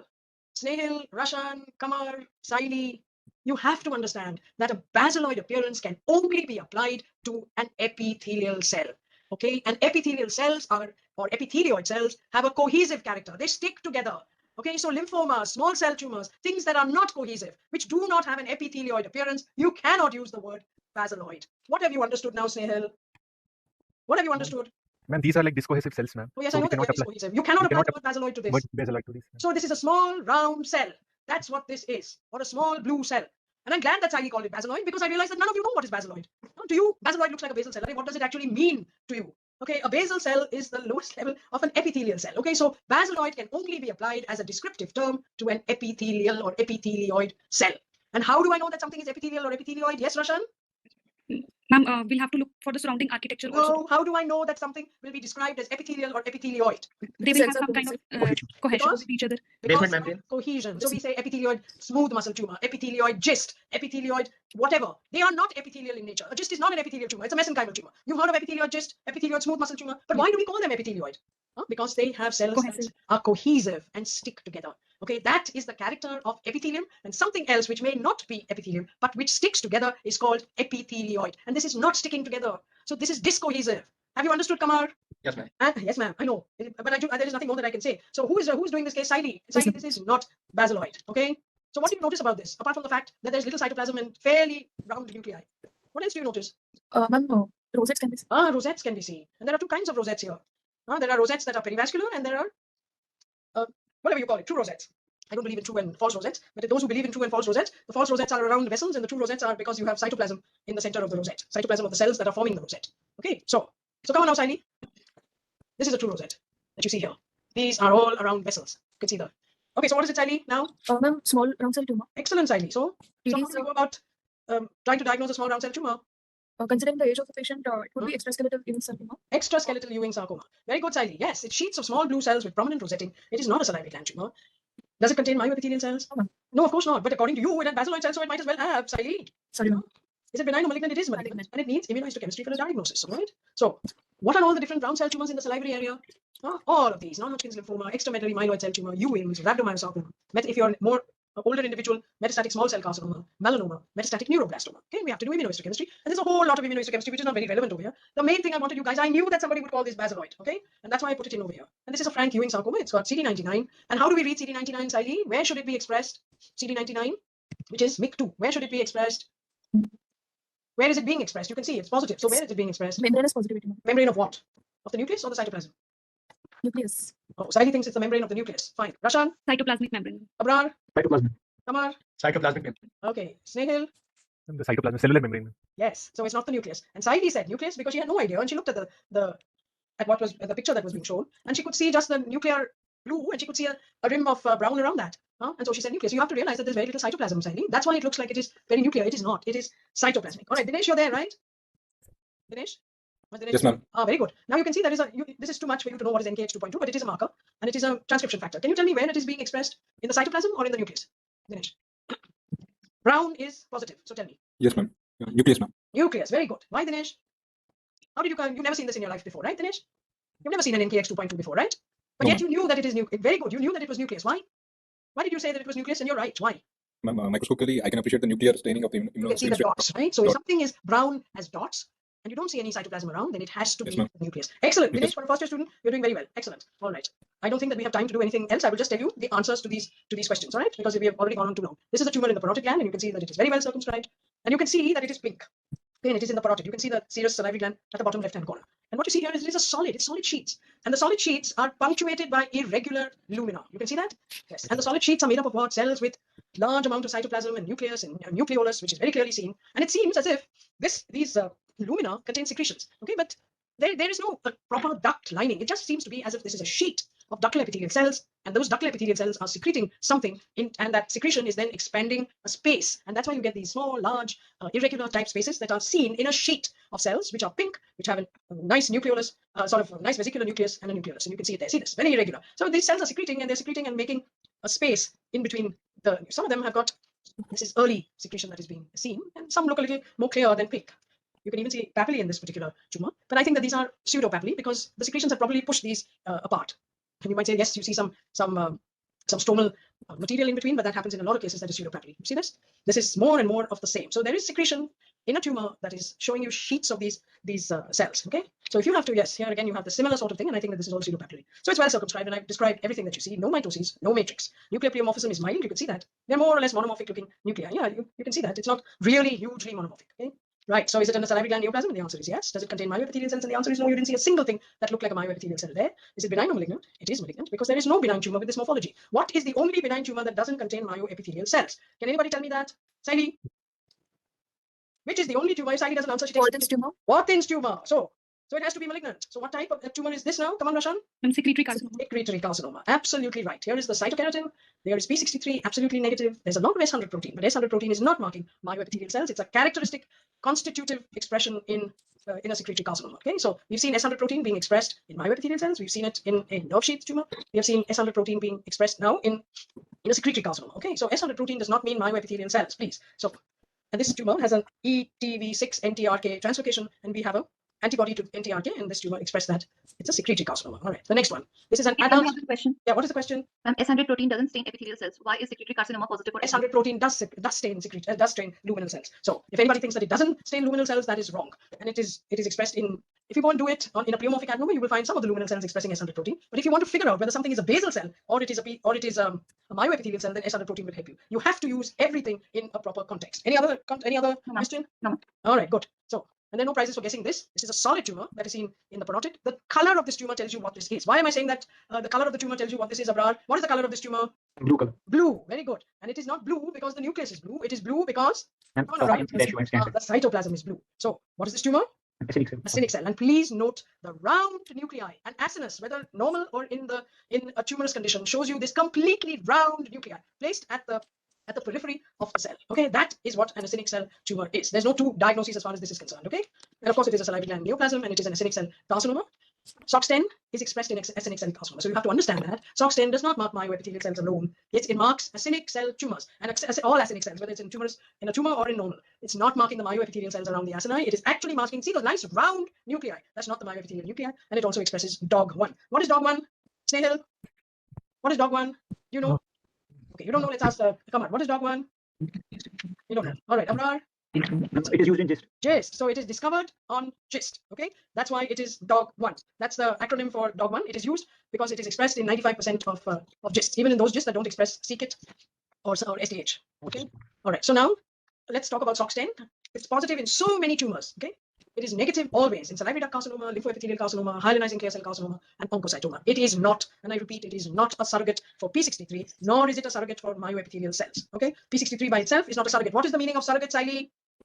Substitute. Yes, substitute. Absolutely right. Okay, this I don't think we need to go into. There is a form of mucoepidermoid carcinoma which expresses this mammal 2, which is what it has a mammal 2 rearrangement, which all mucoepidermoid carcinomas have. And funnily enough, this is the only mucoepidermoid tumor that expresses SOX10. This is just something that you have to remember. Okay. Now, I think this is more or less the last case. This is a 12-year-old male, and it is a parotid tumor. Anybody? You just have to look at it and you know what it is. Mucoepidermoid. Why is it mucoepidermoid? Mucoid cells and intermediate cells. Yes. So who can show me the intermediate cells? Who answered that? Ask for annotation. Very good. Come on. Show me the intermediate cells so that everybody can see them. Okay, have you shown them? Ah, yes, absolutely right. That is, who else? Kamar. Very good, Kamar. Come on, show me intermediate cells. Say green or something else. Kamar has problems with his annotation. Have you done it, Kamar? Not yet. It is not reading time. All right, here are all the intermediate cells. There are tons of intermediate cells. In fact, almost all of it is intermediate cells. And I'm hard pressed, maybe here or so, there is some epidermoid cell. I can't even locate it very clearly. But the moment you see intermediate cells, you know that this is a mucoepidermoid tumor. Everybody looks for squamous and everybody looks for mucin. I look for intermediate cells, okay? Because that is how you know that this is a a mucoepidermoid tumor. Okay, and you can see this is the lower view. In this case, it happens to be in the parotid gland. Now let's see if we can see any squamous cells. Squamous cells are maybe somewhere here. There are some squamous cells which may not be intermediate cells. Okay, so this is a mucoepidermoid carcinoma. It is one of the tumors that regularly occurs in young, even in children, as this in a 12-year-old, and it can occur in the minor salivary glands, the major salivary glands, and never be surprised if you see it in a kid. Yeah, there may be some squamous cells. Okay, so this is a mucoepidermoid carcinoma, and here you see the famous mucus secreting cells. Okay, here you have some squamous cells, which you can see better in this mucus mucin stain. Okay, what is this? You see what is written up over here? What is this? What is this, Kamar? Stain? Kamar. The screen is lag behind, ma'am. Oh, the screen is lag behind, so you've got internet. Okay, Snehal, what is this? Ma'am, P63. P63. So what is P63 marking, please? Ma'am, they are marking the basal. It's marking the basal cells. Huh? Snehal? Ma'am, these are marking the squamoid cells, ma'am, intermediate in the squam. Very good. So what have you learned, Snehal? Ma'am, P63 can be positive in the intermediate cells and squamoid cells. And in the squamous cells, you can see that. Okay, so P63 is not a surrogate. It's not a substitute for myoepithelial cells, right? Now, this is just there's sometimes you get a clear cell mucoepidermoid carcinoma. Here you can see the squamous cells. You can see that even in the bottom right-hand corner. That's what squamous cells look like in a mucoepidermoid carcinoma. They never keratinize. Okay, you see keratinization in a salivary gland tumor. It is not a mucoepidermoid carcinoma. That is going to be a myoepithelial tumor with keratinization. Okay, so squamous cells are present in many tumors. They never keratinize in a mucoepidermoid. High-grade duct carcinomas may show you keratinization, in which case they may be adenosquamous in type. Any tumor with myoepithelial cells, including the adenoid cystic carcinoma, often keratinize. Okay, so you don't get keratinization in acidic cell, HCC, MASP, and Wathin's tumor. Individual mucin secreting cells, mucoepidermoid, pleomorphic adenoma, hyalinizing clear cell carcinoma, adenosquamous carcinoma, and polymorphous adenocarcinoma. Any of these can give you mucin, so please don't look at mucin and jump to the conclusion that it's mucoepidermoid. Okay, P63, I've said enough about it, so it does not automatically suggest myoepithelial differentiation. Okay, it can be seen in high-grade tumors, it can be seen in hyalinizing clear cell carcinomas, and so many other tumors. Okay, so this is the last summary. Cinderella cell. Okay, Siley, why do we not have to forget a Cinderella cell? Because it can rule out many neoplasms. It can rule out what neoplasms, those that do not contain myoepithelial cells. Okay, mucoepidermoids, acidic, adenocarcinomas, etc. Okay, it is not about benign versus malignant. It is about tumors that contain myoepithelial cells and those that do not. The last line for all those who are looking here is that you are postgraduate students. You're not going to see much immunohistochemistry. Immunohistochemistry is of, I should have written, very, very, very limited value in salivary gland tumor diagnosis, except if you really have a problem in proving the presence of myoepithelial versus basal cells in a tumor. Okay, so then you can use your immunohistochemistry, and you might. Otherwise, I don't think I use immunohistochemistry at all. A lot of people use it, and I get a lot of people who use it and come to me with already done immunohistochemistry, but I can't stop other people from using it. Okay, so the take-home message is that there are numerous tumors, but limited options for treatment. Okay, the treatment of salivary gland tumors is dependent on site, stage, and resection. Resection is resection dependent. It's not type dependent. Okay, so don't think that because I have called something benign, they're going to do something less, and if I call something malignant, they're going to do something more. Usually, they don't do anything more or less. It is the same if it is surgery. Okay, and surgery is the only mainstay of salivary gland tumors. Okay, molecular pathology may become important in the future. Immunohistochemistry, I've already told you, is not of great value. And I will just tell you that you should never forget the Cinderella cell. Okay, I think that's my last slide, and I think everybody is off. I think that perhaps Vishaka disappeared maybe because she was hungry, and I'm sorry about that, but I will stop sharing my screen now. Now, we have just one question. Yes, of course, good. Let me know what that question Please is. describe the morphology of intermediate cells. Describe the morphology. I showed you what an intermediate cell is. Who is asking that question? There must be somebody there. Let me find out who it is who's asking that question. Who's asked the question? Sankha Chatterjee. Santa Chatterjee. Santa Chatterjee, did you see what we described as that we showed? So can you describe it, please? All right, Roshan, please describe for Santa Chatterjee what is the morphology of an intermediate cell. Ma'am, it's a large cell with the abundant Roshan, was it a large cell? Ma'am, see, you showed me what an intermediate cell is, and now you're telling me it's a large cell. Why would we call it intermediate if it was large? Ma'am, not larger than the mucinous cell. It's smaller than that. It's containing abundant eosinophilic cytoplasm. Abundant eosinophilic cytoplasm. Roshan, see, you know what is an intermediate cell and you can't describe it. Okay, let's try Senthil. Snehal. I'm sorry. Yes, Snehal. Describe And it. they are polygonal cells. Excellent. With They are cuboidal intermediate size. cells of With intermediate round vesicular nucleus. centrally placed nuclei, and the This cytoplasm nucleus may be and pink or clear. That is pale eosinophilic cytoplasm. yeah, it's nice. It's cuboidal. So it's not large. It cannot be large because they are intermediate. They are intermediate. You know, if you want to see what an intermediate cell looks like, you can't wait until you get a mucoepidermoid carcinoma. So where will you see an intermediate cell? Any one of you?